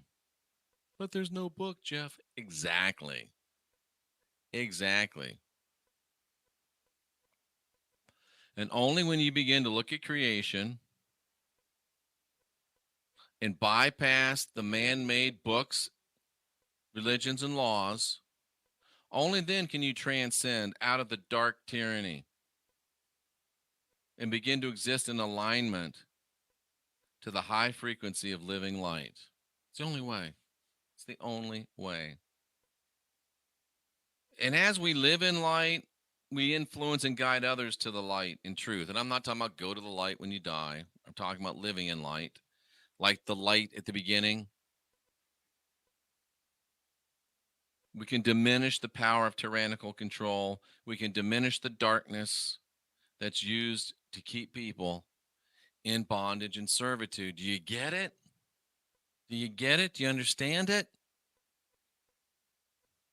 It's pretty powerful stuff, isn't it? And by the way, you are created. So if you want to find the message of the Creator, why don't you look inside something created, which is yourself? Whoops. Oh, this is this was a mistake, but this is the ascensionglossary.com. This is written by Lisa Renee, channeled by Lisa Renee. This made me believe in channeling because there's no way that one lady, no matter how smart she is, could have put this entire bit of awesomeness together. She couldn't have done it. So she did get help with it from somewhere else. I'm forced to admit it's the thing that caused me to begin to believe in the reality of channeling. Is it most of the time fake, fraudulent, phony? Yeah. But is it sometimes true? Yeah, it is. Sometimes absolutely true. I don't really like that view. Let me change out of that, folks. You're listening to Late Night in the Heartland. I'm Jeffrey Daugherty, the Christian whistleblower. We are here bringing you stuff that you won't get anywhere else, that you won't hear anywhere else. And this is reality, folks. This is where the proverbial rubber meets the road of your life. We're giving you stuff that shows you what's really going on and what the truth really is. And we're flat killing it up here. Flat killing it. Just got to find where I was before that little mistake happened.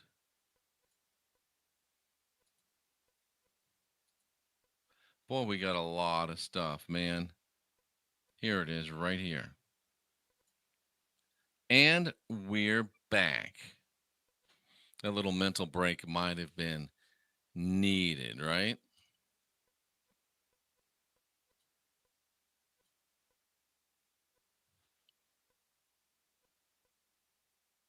Let's move on. Let's move on. Why is it doing this? This is irritating. Okay. That's better. As we awaken to remember ourselves as who we are, is it a surprise to you that you get harassed? Maybe that's why I take so much harassment, because I'm actually waking up people, causing people to remember the way it used to be, causing people to be dissatisfied with the way that it is, causing people to ask questions and question answers, and that's not convenient for those that are in charge. And as we begin to develop, we do tend to become targets for dark forces and electronic harassment.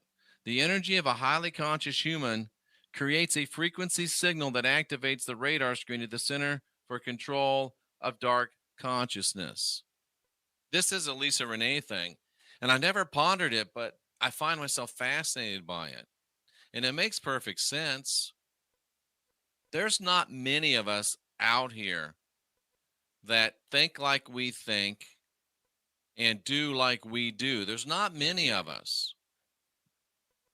So is it outside the realm of possibility that we don't stick out like the proverbial sore thumb? And don't you think that it's possible that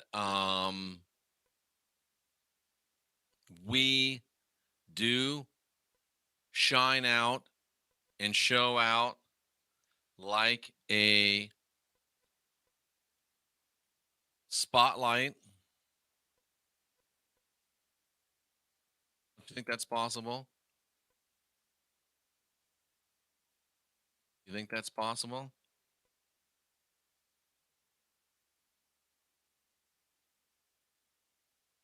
I do.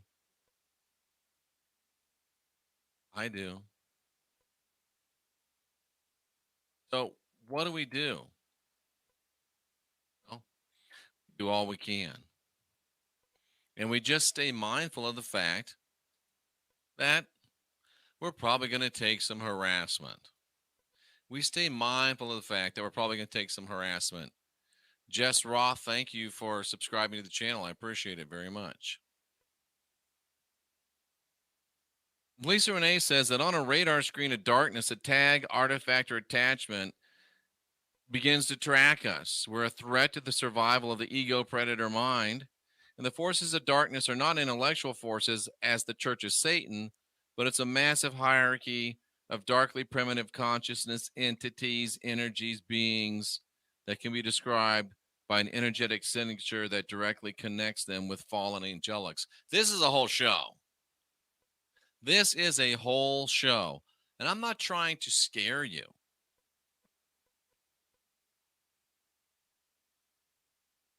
And when you're in a war, you're going to be identified as an enemy combatant, and you might have to fight.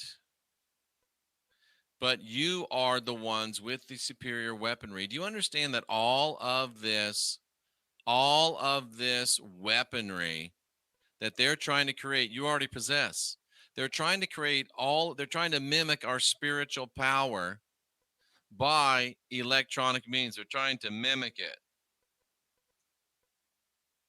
That should make you feel good. That should make you feel good. That should make you feel very good. Because what they're trying to be, you already are. What they're trying to be, you already are. Feel good about that. Feel powerful. Feel powerful. These forces make up collective consciousness streams that can be connected to demonic bodies or generated to create more groupings of the fallen hierarchy here on Earth. These forces can hop into a human vessel that's unaware, weakened, and or mind controlled by consenting to the vibration. What do you think can happen to humans that submit to this shot?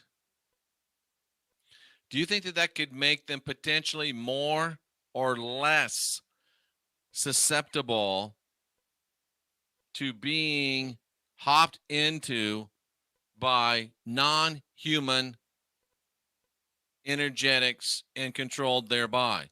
Last night we showed you how Romans 8 talks about your mortal body being resurrected over and over and over. And I shared with you how as your mortal body gets resurrected over and over and over, it begins to run out of energy. It begins to run out of energy. And sooner or later, it doesn't have the energy to individually Doesn't have the energy to individually reincarnate anymore. What happens then? Well, I used to think that you just go away. You just disintegrate. But now I'm convinced, and I read something from Lisa Renee that kind of put me on to this and made me think about this. But now I think they take all of the fractals, all of the pieces that can no longer manifest on their own, and they just bind them together. They just bind them together and use all of this spiritual Soylent Green to make more entities, more people. So you got people walking around. This explains a lot of things. You got people walking around that aren't really people anymore. They're composites of formerly human garbage. They're people that have been reincarnated so many times that they cannot function as individual entities. So they're just compacted into like a McDonald's burger. Wow. What if you didn't have to wait for all those cycles in order to create such a being? What if you could just give them a shot and speed up the process? Now you've got something that is a massive advance in dark technology, don't you? It's what we're looking at. That's what we're looking at. I need to break that out as a separate deprogram. That's powerful. These beings exist at different levels of darkness and depravity. However, they operate together as a collective. This is where I got it. They operate together as a collective consciousness directed by entities that are higher and more powerful than the chain of command. So they just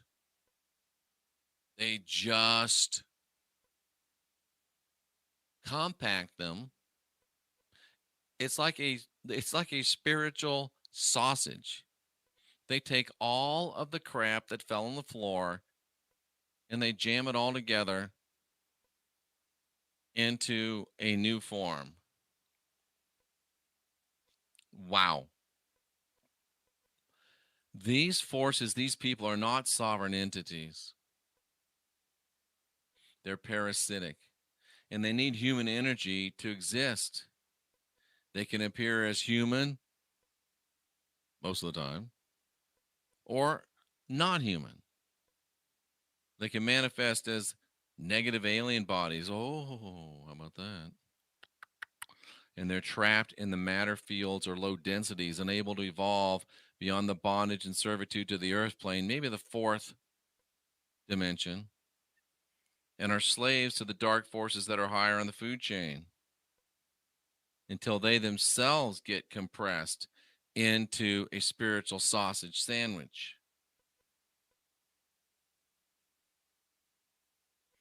Wow. And through the law of consent, it's your sovereign right to command your space and demand single soul occupancy in your body, mind, and consciousness. So you don't have to be afraid. You can declare and demand single soul occupancy in your body, mind, and consciousness, unless you're a Christian. Because what have you done as a Christian? As a Christian, you have given up the right of single soul occupancy in your body, haven't you? What do you do when you're a Christian? Well, number one, you confess that you're a sinner, which isn't true.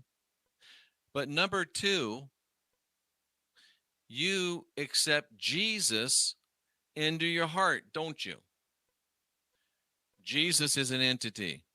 And when you accept Jesus into your heart, you no longer have single soul occupancy in your body, in your mind, or in your consciousness.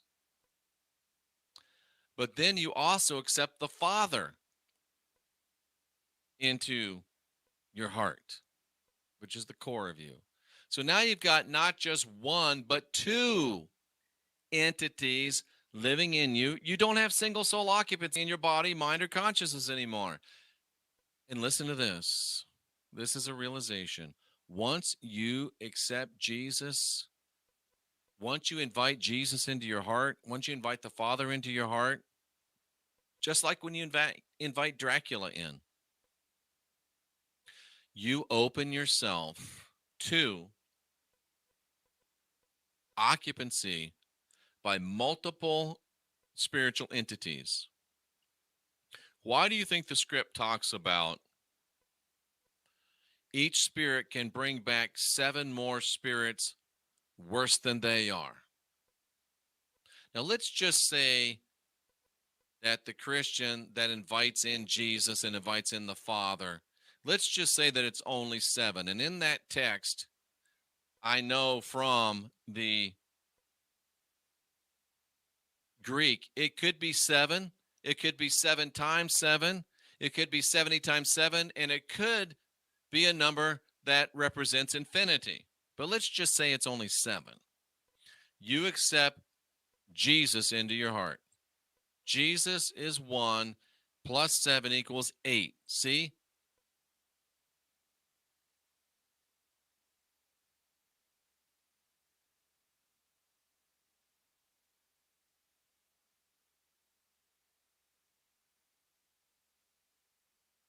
I can add 8. You accept the Father in. That's 9. He gets to bring in 7 more. Now you're at 16. Is that why 7 is the number of the Lord? Because every person that gets saved creates a home for 16 entities. This is all right out of your text. The scriptures say, invite Jesus into your heart. The scriptures say, Jesus says, he that opens a door, my Father and I will come in and live in him or her. The scriptures say that they can bring 7 more just like them. 16.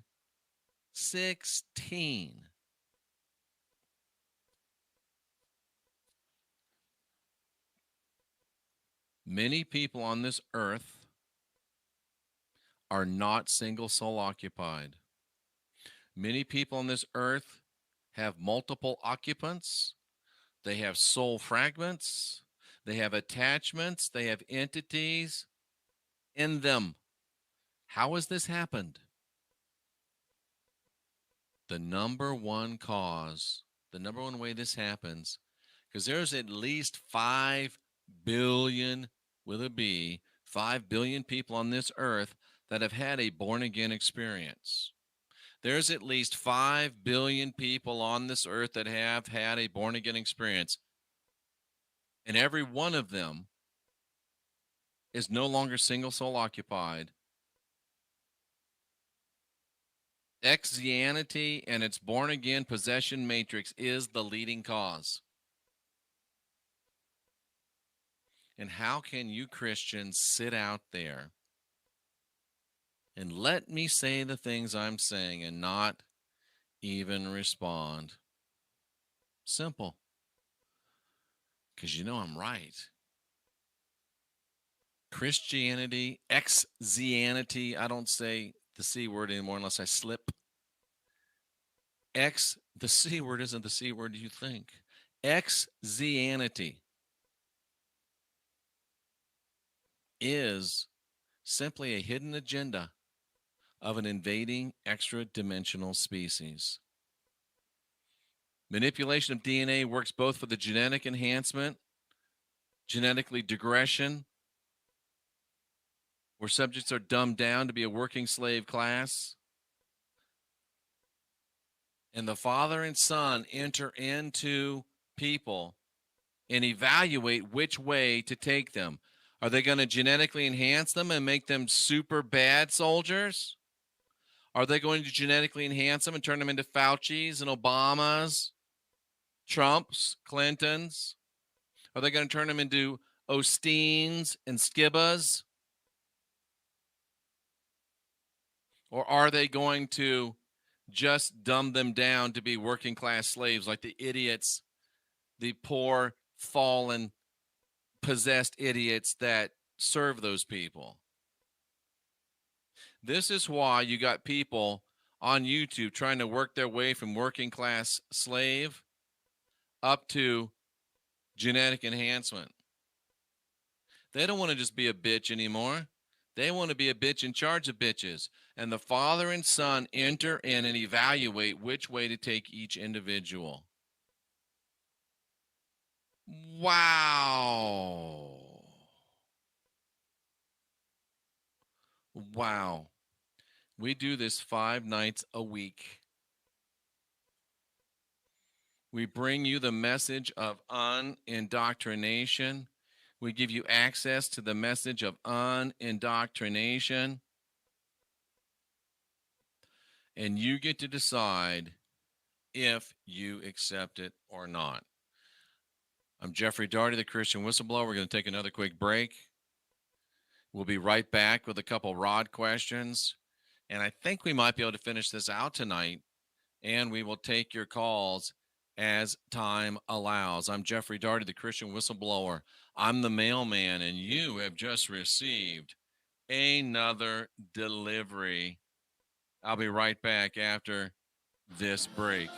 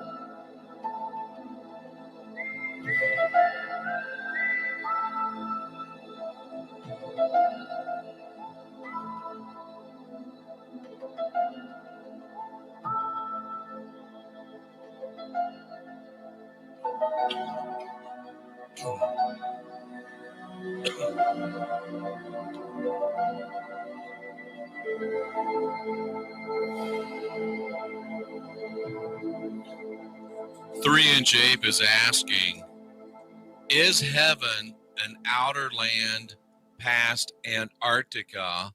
The rods say, yes. Thank you for the $10 tip. Let me ask again. Is heaven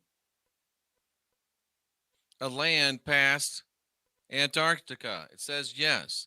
Now, it could be called many other things too, but yes is the answer to that question. If anyone else has a Rod question, feel free to call in. The lines are open, 913-279-0831. 913-279-0831. Very, very interesting stuff tonight. Very, very powerful stuff tonight. And wow. It's really good stuff. Really good stuff. All right, let's jump back. Oops, here's a phone call. It's late night in the Heartland. You're live with Jeffrey Daugherty. Hey, Jeff, this is Cabbage. Hey, Cabbage, what's up, my friend? Yeah, I just want to tell you that we don't have nothing to worry about, man. Just keep up your meditation. Keep getting you some sun. Keep concentrating, breathing. That's prana breathing, right? Mm-hmm. See, I want you to ask the Rod something, because I want you to ask the Rod, should I be dead if I wasn't doing meditation and getting a lot of sun? Should Cabbage be dead if he wasn't doing meditation and getting a lot of sun? They say an emphatic yes. Exactly. So I was in a motel. A dude was 5, maybe 4 feet away from me. You know what I'm saying? Pulled a gun out and he he released all the bullets on me. And I didn't get hit not one time. From 5 feet You know what I away? mean? Yes, we're in a motel room. What kind of gun did he have? Do you remember? It don't even matter, because I got him. Because I looked at myself like, okay, I ain't hit, and I got him. But anyway, my point is that the reptilian they talking about, right? See, they just want to fear people to fear that, so when they start studying and they see anything about a reptile, it'll scare them. You know what I'm saying? Because really, the reptilian is the human. That's us, because that is the energy that's in the air that we have to receive. Whenever you look at any like Egypt, Kemet, whatever you want to call it, and you see the 7 serpents on their heads, that represents the energy that's in us, the God energy. You know, we have to breathe that. You know what I mean? And yeah, so I didn't know I was meditating at the time because I was in prison. You know, I did 12 years, and I used to lay down on my back, and I used to fold my arms and my legs, and I used to breathe in deep and breathe out deep. And plus, I used to cross-country run, and I used to concentrate breathing through my nose. You know, and I used to get out in the sun, take my shirt off, and get a lot of sun. You know, so this is all protection. Because I didn't understand it at the time while I was still alive until I started, because I had been left religion with studying my ancient history from Kemet, Egypt, you know, which is all over the world, because the world was all one landmass and everybody was all over the earth before, you know what I'm saying, it separated, and we were studying the God within us. Yep. Let me say let me say thank you to Tammy B for the $10 tip. Go ahead, back to you, Cabbage. All right, so you know, and this energy wasn't meant for the masses. It was only meant for the individuals who wanted to go get it and use it. You understand? I agree with you. That's great. You know, yeah, so we don't have to fear and have no worries. And, you know, whoever we got, that's all we need. You know what I mean? Everybody just have to look in the mirror, you know what I'm saying, to see themselves. That's God when they look in the mirror and see yourself. You know, so we all have to just, you know, take our time to breathe, whether you run in place and breathe, whether you just sit there and breathe, whether you get out in the sun and breathe, and do you some sun gazing too. Yes, you know, absolutely. A little bit of all that, because this is all what the reptilian is really about. Cabbage, you know, let me ask you a question. Let me ask you a quick question. Is there also a portion of reptilians that have fallen, so to speak, and don't have our best interest in mind anymore? Okay. Yes, there is. And they don't have that power no more, because they turned away from the gods. You know, once they didn't turn, they had the choice to try to shape up or ship out. Right. You see, they had the choice they had, and they shipped out. That's why they say they'd rather be ruler in hell than a slave in heaven. That's what that's all about. You know, because they know that they can't rule heaven.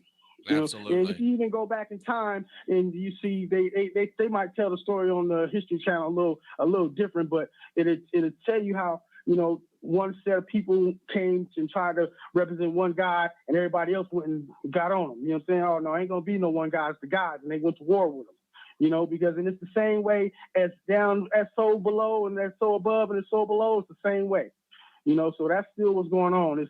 It's them against the gods, and that's all of the woke ones, who realizes that, what we have to do is, and this is what it is, it's meditation. Because even when they went up in any tombs and they found the leader of the tomb was sitting there with his legs crossed in meditative position. That's this is true. who led the people, not the strongest one or the killer, you know what I'm saying? It was the magician, and that's what we are. You know what I'm saying? So, yeah, you got to breathe, man, and we be all good. You know what I'm saying? Cabbage, I appreciate it so much, man. I appreciate it so much. I know a lot of people that have been in school for 12 years, and they don't know half of what that man knows. And he was in another place for 12 years. It don't matter if you put a man in a school, a college, or you put a man in a prison. What's in that man can still come out and manifest for the betterment.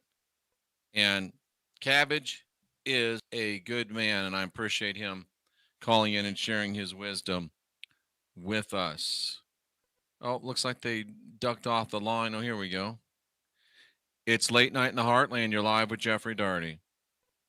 I got a Rod question to ask John again. All right. I was at the state fair with my wife, and there was this Christian woman and her husband. They had a booth set up, and I stopped to talk to her for a minute, and I said to her, she's talking about hell, and I said, the word hell is the theologians did that, and I said, it's not even in the Bible. There's just a Hades and this other thing, and Tartarus. Mm-hmm.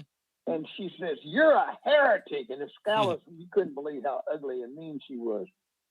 And I just want to know if the Rods think that she was possessed. I think she was. Was this lady that John's talking about possessed? Very strong yes, John. Very strong yes. I tried to explain to her what those words mean. They don't mean a place of hell. Now, Tartarus was a place the Greeks believed that the gods' enemies were cast there till the final judgment, but they weren't talking about human beings. Right. Very good, John. You're right on, man. Okay, bye. Thank you, brother. Thank you. Boy, this is good stuff. We might as well leave the phone lines on. I'll go through this and we'll leave the phone lines up. The forces make up collective consciousness streams that can be connected to demonic bodies or generated to create more groupings of satanic hierarchy. They can hop into these beings. They're not sovereign entities. So, I mean, we should have some empathy for these people, but there we go again. We should have some empathy for these people, but we also have to be diligent and vigilant around them. And, they're showing us because think about it. This whole vax thing, right? These people that are getting the vaccine, these people that are getting the shot, we still have compassion for them. We still, love them, but we also have to use some vigilance and diligence around them. Because what can they do? They can shed on us and we can get sick and stuff from them. Wow. So this really is a spiritual thing that we're talking about here tonight. So we do need to have and come from a place of compassion for these entities, but we always have to remember that they are enemy entities. They are enemy entities. And we've got to be diligent and vigilant about them and our dealings with them. I'm getting stuff happening that I never had happen before with our presentation. And I got to wonder if it's not because we're getting into such deep waters that we're really starting to upset people, we're really starting to upset the apple cart. And oh, I know what I did. My bad. See, you try to get all spiritual and you just hit the wrong button. You just hit the wrong button. See, it ain't always the CIA, the NSA. Sometimes it's just a dummy hitting the wrong button. Sometimes it's just a dummy hitting the wrong button. And I don't mind. I don't mind telling the truth on myself, because sometimes we spiritualize things too much. And you know what? It's just us being dumb and making mistakes. And that's all right. We can make mistakes sometimes, but we're back in action here. Don't worry. We're back in action. We talked about the law of consent. You want to be a single occupied soul. You do. And you can be. Even if you accepted all those spirits through a Christian conversion, you can unaccept them. Just say, no, I don't accept anymore. I break that covenant. I break that, and you got to leave. And they will. It's really, really just that simple. But this is important. Humans are grouped into planetary resources as slave labor, just like Cabbage was talking about. They're replicated into clones. They're imaged into future synthetic holograms, used as bargaining tools. Children are coveted for abduction and sold for sexual slavery. This is why sexual slavery is pandemic. We've got to face these things, folks. And these fallen ones, they infect and disease minds with the mental laws they create as falsely masked universal truths, like turn the other cheek. That's a great piece of advice for somebody that wants to be possessed. Universal truths like you're a sinner in need of a savior. Universal truths like you got to accept Jesus into your heart. That's great, great, great advice for somebody that wants to be a slave. It's not great advice for somebody that wants to be divine, sovereign, and free. And they cultivate their human and non-human contacts into alliances that serve these agendas. Fallen ones infect and replace beliefs of sovereignty and freedom as universal truth to concepts of hierarchical enslavement and genetic discrimination. They proclaim and defend themselves as the servants of the one true creator. Humans dragged or volunteering into this conflict are mere pawns. Folks, this is why I'm so against Christianity, because it really is a fear and guilt, blood magic, trauma-based Zio mind control matrix. It really, truly is. You are giving up your sovereignty for a bowl of soup. You don't even get to live in your own body by yourself anymore. You've got at least 2 and probably 16 or more living with you. Ain't nobody want to live with 16 people. This is why I'm so against Christianity. Because I spent almost 42 years figuring out what it is. And I'm just trying to help you out. Now, I can't change your mind. I can't make you do anything, and wouldn't even if I could. But I can damn sure do everything I can to bring a message across in a way that you will, at least that I can increase the chances that you will stop and have a sovereignty second or two and think, oh, what if he's right? What if he's right? What if he's right? If you are so smart in the Twitch chat room, then stop being a coward, pick up the phone and call me. Otherwise, be quiet. If you don't have the testicular fortitude or integrity to actually call, when I pay $500 a year for the line, then hush. No one wants to hear what you have to say if you don't have the guts to call in. It's a call-in show, not a write-in show.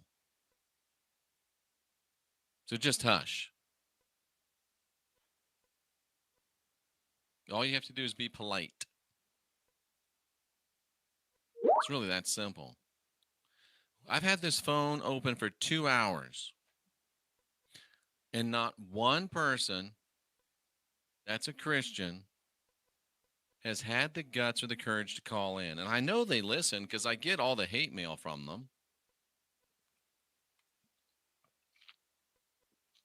Well, I don't know the line. Well, it's on the bottom of the screen. Oh, you're the one person without a cell phone, right? Come on, just admit you're scared. Just admit you're scared.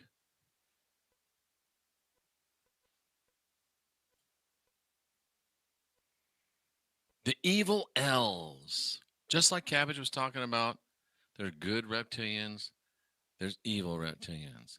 There's good Elohim, us, Genesis 1.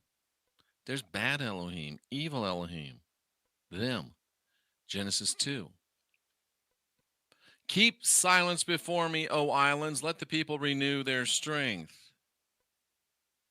In other words, the Zadokim controller seed lunar alien beings began the practice of draining out the wealth of countries, draining their gold, draining their silver, draining the firstborn, draining the best of the beast, draining the fruits of the land, not to say the firstborn of the people. This is how humanity was enslaved by this race. And they were enriched and empowered. They grew richer. Hence the prophet said before the people renew their strength, be still, we inhabitants of the isle. Thou whose merchants of Zidon that pass over the sea have replenished. The harvest of the river is her revenue, and she is the mart of the nations. We've just seen over the past few days from history and from the script itself that we, the good Elohim, we're the ones that took to the seas and took high culture, high civilization, peace, prosperity, plenty to the world. And when we would leave a land and go to help out another land, these invasive parasites would come behind us. They would steal our identity. They would pirate our technology. Just like they stole the ark from Egypt, as the story goes. They stole our Hyperborean tech and our identity, used it to destroy everything we built. Well, not really to destroy it, but to conquer and control and enslave everything we built, and then use their dominance of the media and education and legal system and financial system and political system to blame us for it.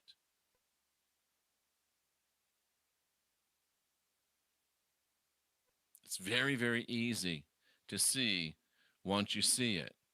It's very, very easy to understand once you understand it.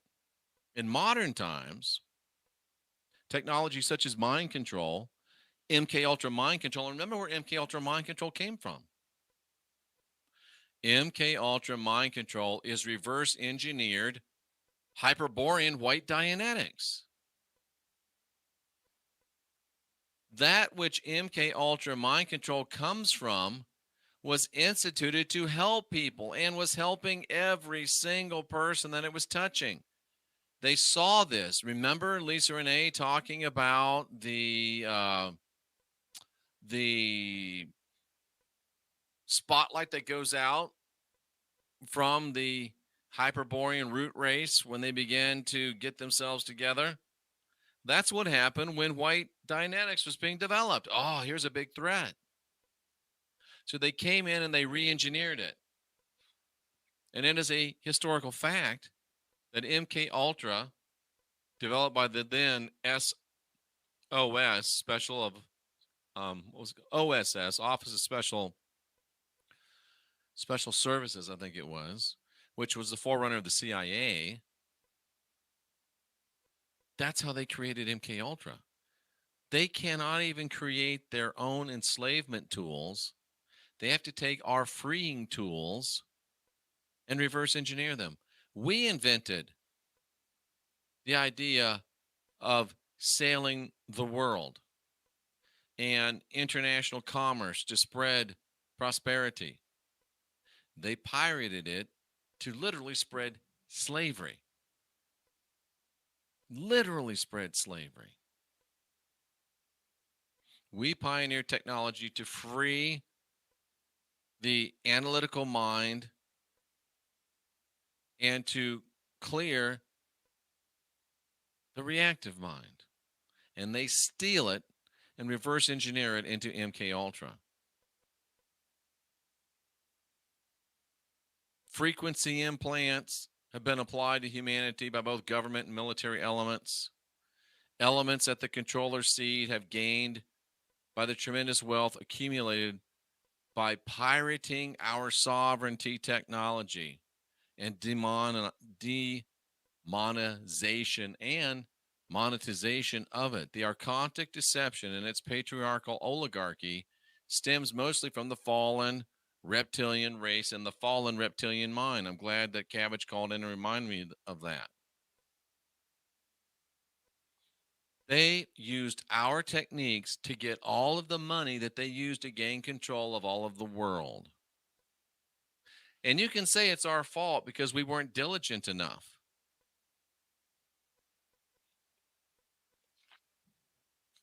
Our biggest failure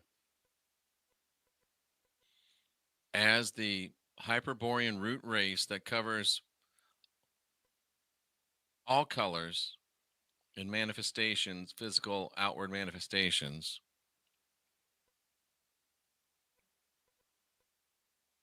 our biggest problem is that we're too good for our own good. But it's time to bring the hammer down. Too long have we suffered through this patriarchal domination. Too long have we suffered through the abuses of alpha male power. Too long have we allowed these things to control our women, destroy our goddesses, and rape our divine planet. Too long we've allowed this intimidation and this victimization technique. Too long have we allowed these archontic deception strategies. Too long. This is a primary strategy of programming humans into mind control, archontic deception behavior cults like Christianity and its intellectual offshoots, especially you that make up the YouTube sheep culture. Boy, are we laying it down tonight or what? Are we laying it down tonight or what? No wonder nobody will debate us. An advanced race that has stolen the best of sovereignty technology decided to implement a gradual takeover of the planet and its inhabitants. First, they looked at how they could maximize the efficiency of the invasion process and reduce the expenditure of resources that they themselves have to generate. To achieve this goal, the secretive infiltration of the sovereignty root core societal organizational structures with mind controls such as religion, medical, financial, legal systems was seen as ideal in shaping the anti-human value systems that generate the victim-victimizer belief system that enforce the tyrannical mind control. They strategically identified and targeted and infiltrated the industries that they would need to implement their takeover strategy. And you have to tip your hat to them. You got to tip your hat to the guys that wear the little hats. They've done a tremendous job. They caught us with our proverbial pants down. They caught us sleeping. Problem is, we let Jesus take the wheel, and he's an illegal alien, and he ain't got no license to drive. Through the engineering of self-enforced enslavement policies based on fear, what else is Christianity other than a self-enforced enslavement policy based on fear?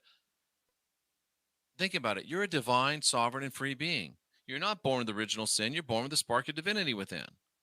And you willingly give up control of your Thetan.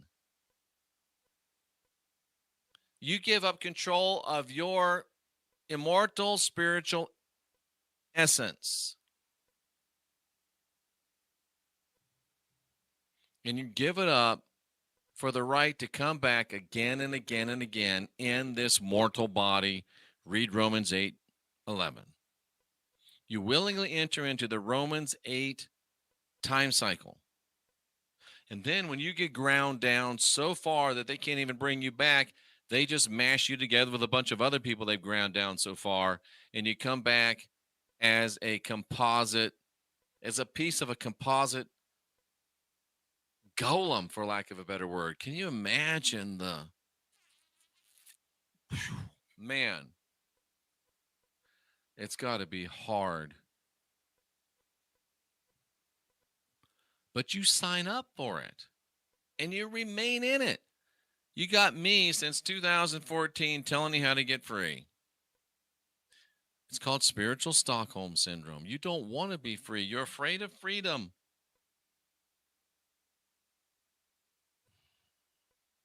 And if that's the case, I can't help you. They hide in plain sight. They use minimal off-world resources by piggybacking on human resources. You ever wonder why? When you go to work somewhere, see, the disclosure is so blatant, but you don't see it.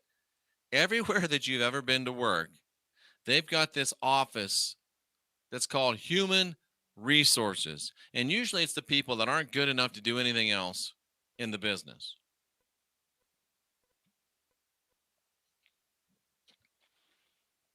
Usually it's the people that aren't good enough to do anything else.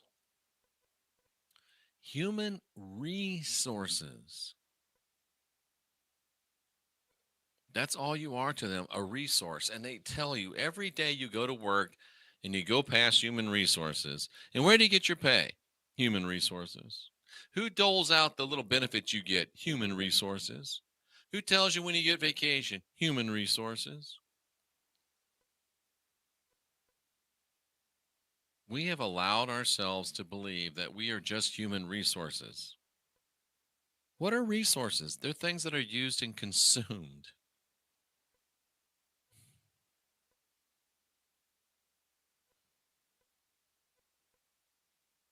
Wow.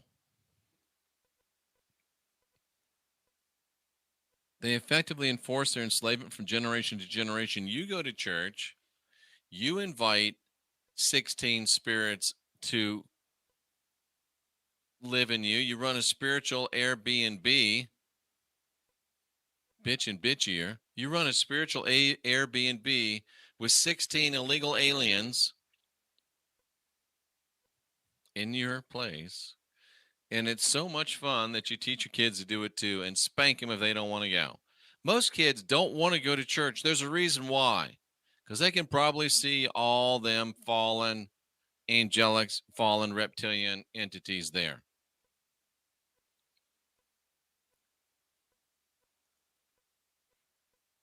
Is it any surprise that they grow into dysfunctional adults that continue to feed the Romans 8 time cycle and enslave their own global human family by giving up their rights and their resources to the controller elite?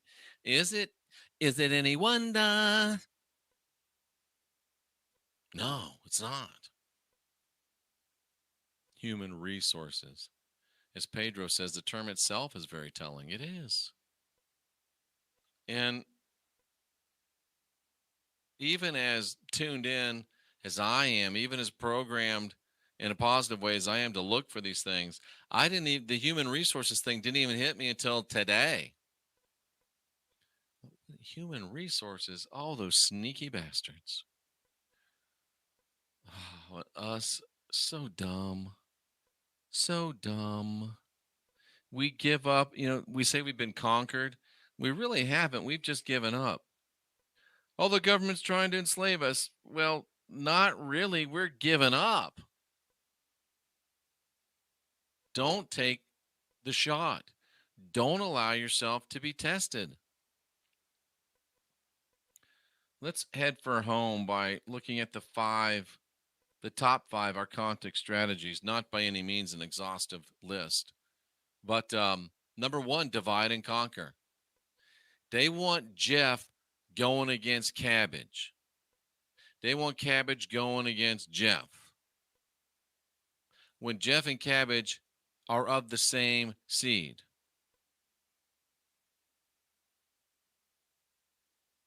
They want the white slaves to be fighting the black slaves and the black slaves to be fighting the white slaves, because if they can keep them distracted by fighting each other, nobody look up to the big plantation house and realize, oh, it ain't these black guys that are my problem. It ain't these white guys that are my problem. It's that other white meat up there in the big house. Divide and conquer is created to keep you occupied so that you won't realize who the real enemy is. They want you to waste all of your ammunition fighting against somebody that's not your enemy and really on friendly fire. I never understand it. We're both slaves, but we're fighting each other instead of fighting the owners. Wow. Victimizer. Some of y'all love to be victims. Oh, I just can't because I'm a white man in a black man's world. I just can't because I'm a black man in a white man's world. I'm a fat man in a skinny man's world. I'm a gray-haired man in a brown hair. I'm a bald man in a hair. There's a million excuses and reasons for why you can't do it. And it's a whole lot easier to find reasons why you can't than to find reasons why you can. Well, actually, it's just as easy, but we've become mentally lazy, so it becomes easier for us to be victims. And now victims get paid. If you can find what you're a victim of, somebody going to pay you some money. But when you make yourself a victim, you really become a victimizer. Sexual abuse, sexual misery. We all know about sexual abuse.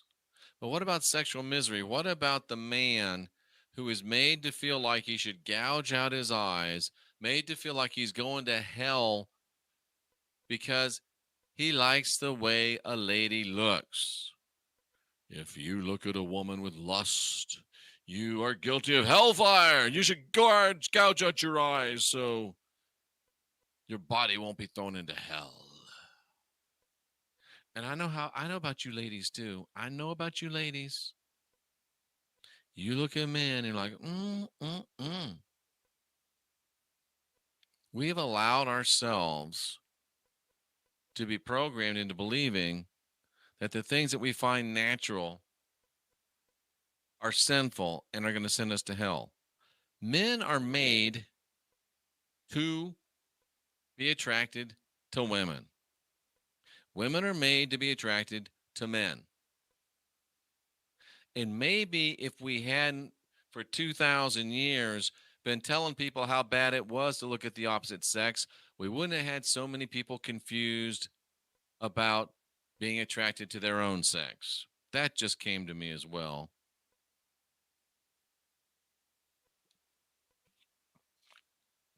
But think about it. How many men said, oh, if you look at a woman lustfully, Well, let me check out little Johnny then. How many women? Oh, let me look at a man lust. Well, let me look at Jill. I'm just throwing it out there. Maybe there's something to it. Maybe I'm Two Trees weighing in saying all the ladies he knows like to be looked at. It's a compliment. And there's a difference between looking and leering. But let's face it. If ladies didn't want to be looked at, you wouldn't go out looking so good.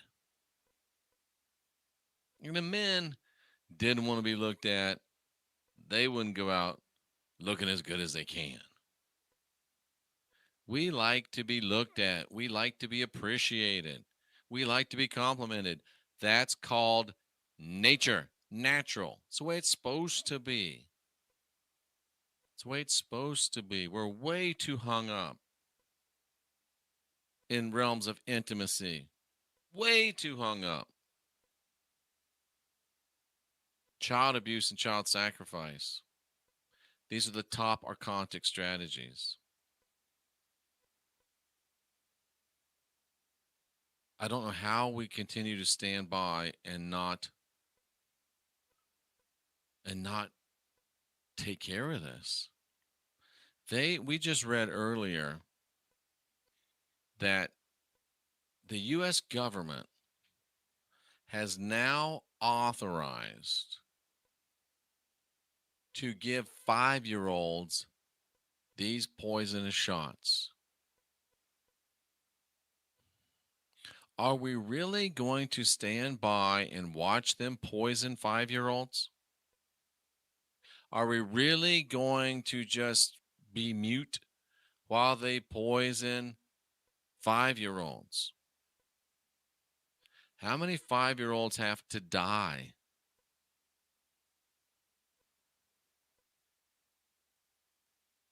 It's just a question. It's just a question. A question that we need to answer. The evil elves. Evil. Look at it. It's an evil L. Eve L. The elves of Eve. The Beel L Z Bubs. What people do all these things that we're talking about and more. By the way, Beelzebub, this is why I went with, Baal, Beel, El. He's the god of dung. And Thomas Jefferson said that the Bible is a field of dung with a few diamonds for those that really know how to look. How many 55-year-olds have to die as well? Great question, John. We've got to be ready to die. We've got to make up in our minds that we will die. Are you willing to take a bullet to win this battle? If you're not really much help. And let me say something a little radical. If you're not willing to take a bullet, you'll probably end up aiming bullets at people that aren't afraid to take one.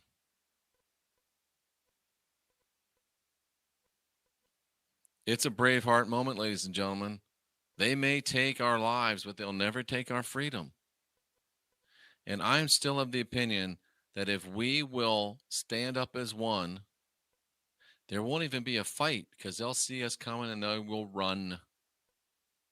Because they're not stupid enough to take us on.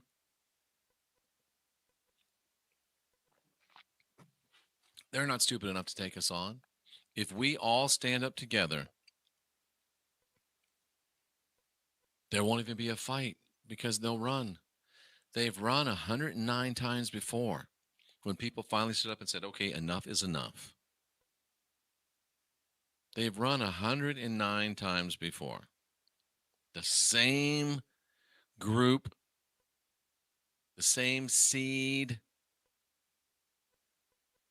that is oppressing us and destroying us now, they've run 109 times before, because 109 times people stood up and said, that's it. They didn't fight. They ran. They'll run again when we stand again.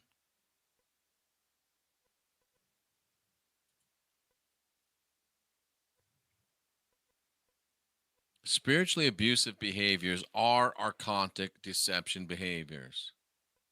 To improve peace in this dysfunctional world, we're going to have to change the way we think, the way we believe, because we've got to overcome the insanity of this archontic deception.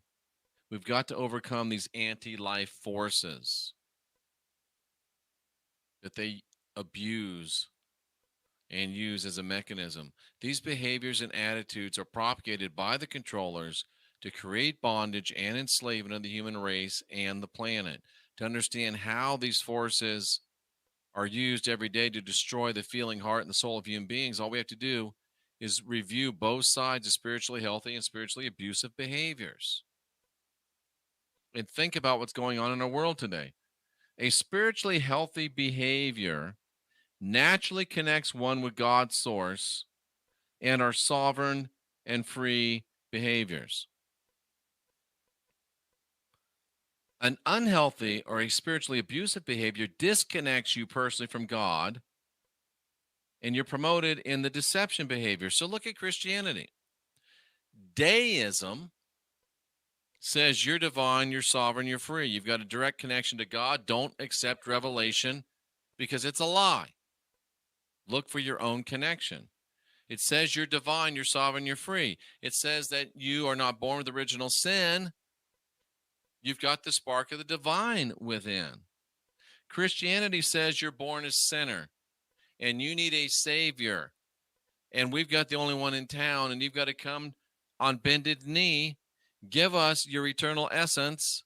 We're going to put at least 2 spirits into you, and we're going to resurrect you and resurrect you and resurrect you until you can't be resurrected anymore. Then we're going to mash you together with others to get another couple, 3 lifetimes out of you so we can use you and abuse you. And the real goal is not to find and identify the behaviors in other people. It's to identify the behaviors in you. What do you participate in? All the decisions that we're able to make from an informed position by identifying these behaviors will increase personal discernment and energetic resonance in one's life. The only thing any person can change is themselves through their heart responses and behaviors. This is why I do what I do. I could be famous right now. I could have a huge social media following. Huge. But I take on the one thing you can't take on. I attack the one thing you can't attack. And I will not mince my words. I will not tame my rhetoric. The Bible is a Stockholm Syndrome script to enslave you. Christianity is a fear and guilt, blood magic, mind control, ziomatrix. I was offered $100,000. Jeff, just back off Christianity a little bit. Can't do it. Could do it, won't do it. Won't do it. Won't do it. I will not water down my message for your money. I won't do it. Because I'm here to save the world.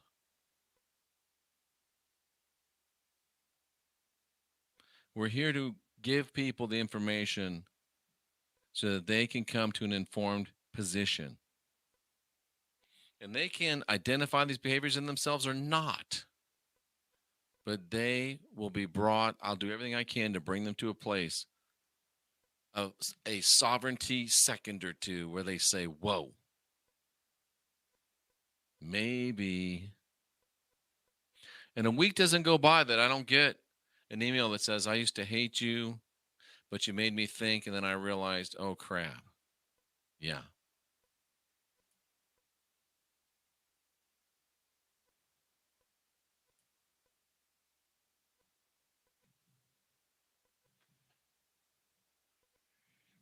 So now comes the idea that God was just a man. The God of the Bible was just a man. So they try to make everything anthropomorphic. So then it makes us just anthropomorphic. Now, just because the God of the Bible was a man doesn't mean that we're just men. We're divine, we're sovereign, we're free. Some of the ancient sages wrote that Cyprus was the home of the Adonai, the lords who ruled the small cities of the mainland. The Adonai is one of the Hebrew words for God. Do you know that Jehovah comes from taking the consonants from Yahweh and the vowels from Adonai? A local god was called an Adonai. The word Jehovah is a monstrous linguistic amalgamation. It's not really a word. It's the consonants of Yahweh and the vowels of Adonai, so they could use it without saying the real name of God.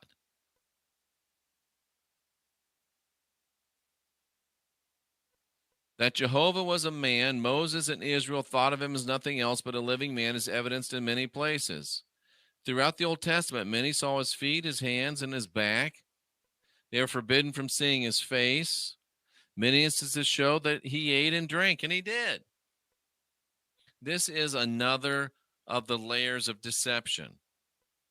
Oh, well, maybe it's not real. Oh, maybe God was really just a man, and there aren't any gods, so I'm not really a god either. Don't let him take you down this trail. Maybe this is an admission that their God really was just a man. But that doesn't mean that you have to join the grounding of divinity. Look around you. This earth was not created by men. This earth was created by divine beings. Look at creation. If you get your mind out of books and out of revelation, revelation is anything that comes from someone that ain't you. Why are you so willing to trust the book of Revelation? Because you're too lazy to go out into nature and get some realization of your own. You don't trust yourself because for 2,000 years, you've been convinced that God is from a book. Do you realize that the Bible was first edited, vetted, and approved by the Roman Empire? The New Testament was written under military Roman occupation. They had a guy called a censor, which read and approved every single piece of literature that was produced by the captive people. This means that from Matthew 1:1 to Revelation 22:21, even though it wasn't written in that order, the Romans read it, said, okay, yeah, you can publish that. That ought to really blow your mind. Your Bible was approved by a one world government. Your Bible was allowed by a one world religion. But wait, there's more. Go down to the 17th century. And another one world ruler, King James. Another one world government. And the King James Version was edited, written, vetted, and approved by a bunch of homosexuals, pedophiles, and aristocrats that were in charge of the government. And you swear your allegiance to the King James Version. How would you like let's try to make as close an analogy as we can, the Barack Obama version? Because that was a bunch of homosexuals pedophiles, and aristocrats.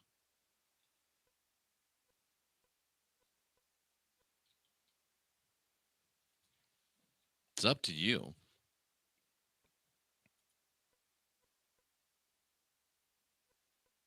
Was Jehovah a man with superior weapons and a Machiavellian understanding of the superstitions of the people and the inclination to take advantage of them? A lot of learned people think so. Making their God a mortal man, and here's the reveal.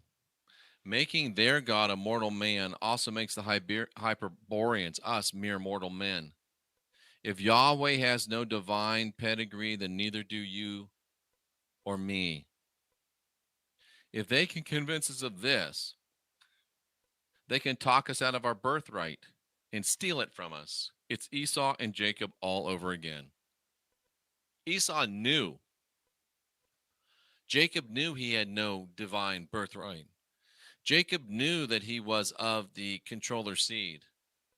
And he knew that Esau was of the sovereignty seed. And Jacob conspired. Look what Jacob did. Jacob pretended he was Esau. Jacob stole Esau's identity and he pretended he was him to deceive and receive the inheritance. They have been doing it to us ever since. Esau's the one that went out and made things happen. We are the ones that went out and made things happen. And why we went to one place, made it happen, went on to the next place to make it happen, just like when Esau was out doing his due, we were out doing our due. They are back pretending they're us, stealing our inheritance and enslaving the people that we set free. Thank you, Jama.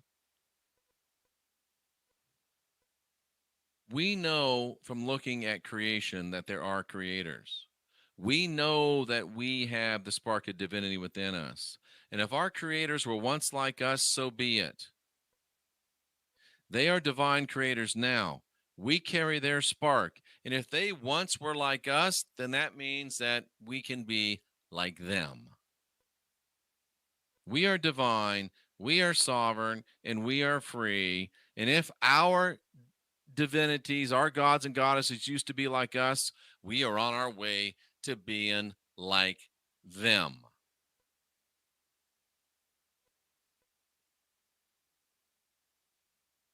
We also know that we're not like them, that controlling seed. We are givers, they are takers. We are builders, they are parasites. We are good, kind, and giving. They are evil, ruthless, and thieving. We bring optimization. They bring only control, misery, and death on a cycle over and over and over and over. They've always done it. The Marranos pretended they were us.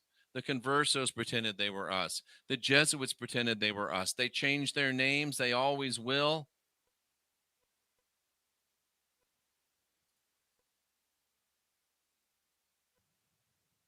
They are of their father, the devil. Maybe we'll come back to that one at a later date. Maybe we won't. Folks, we're the last generation of real humans. We're divine. We're sovereign. We're free. And that's the way it's meant to be. I'm Jeffrey Daugherty, the Christian whistleblower. You are the last generation of real humans. I salute you for being here, seeking after truth. And as we go into the weekend, remember, we are a shock to the system.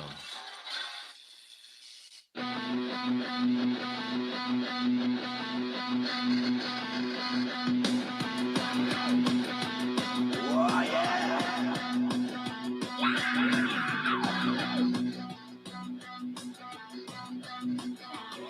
It was a night, oh, what a night.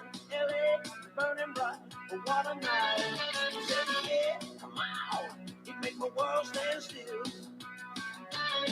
All the riots raging revolution. Oh yeah, here come the fire, and the world bursting. I say yeah, well you can rock this land, baby. Now it's like a shot to the system. Good, well alright. Like a shot to the system. I say yeah, and Irish.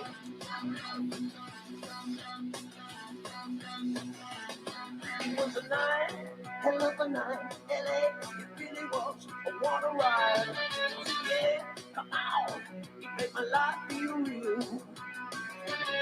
Oh, yeah, the Mississippi corruption. Oh, yeah, if there were a man who would be king and the world stood still. Oh, yeah, you can rock this land, baby. Like a shot up to the system. If you could, well, alright. It's like a shot to the system. I say, yeah, come on, baby. Shot to the system. It feels good, well, alright. Like a shot to the system. I say, yeah, I say, yeah, I say, yeah, come on, baby.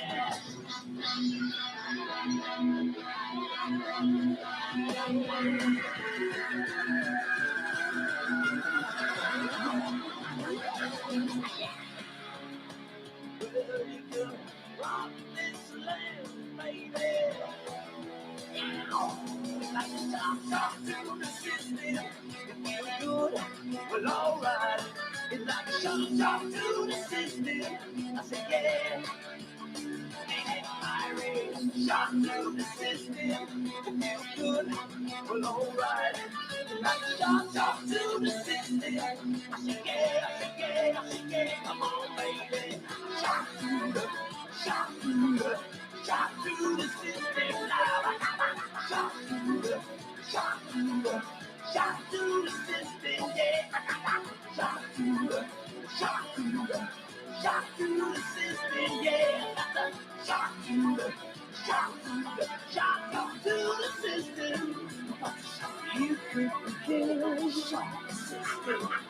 Yeah. Oh, I could begin shot the system. Yeah, well, you could begin. I could begin. Well, you could begin. System, say it louder, world still burns.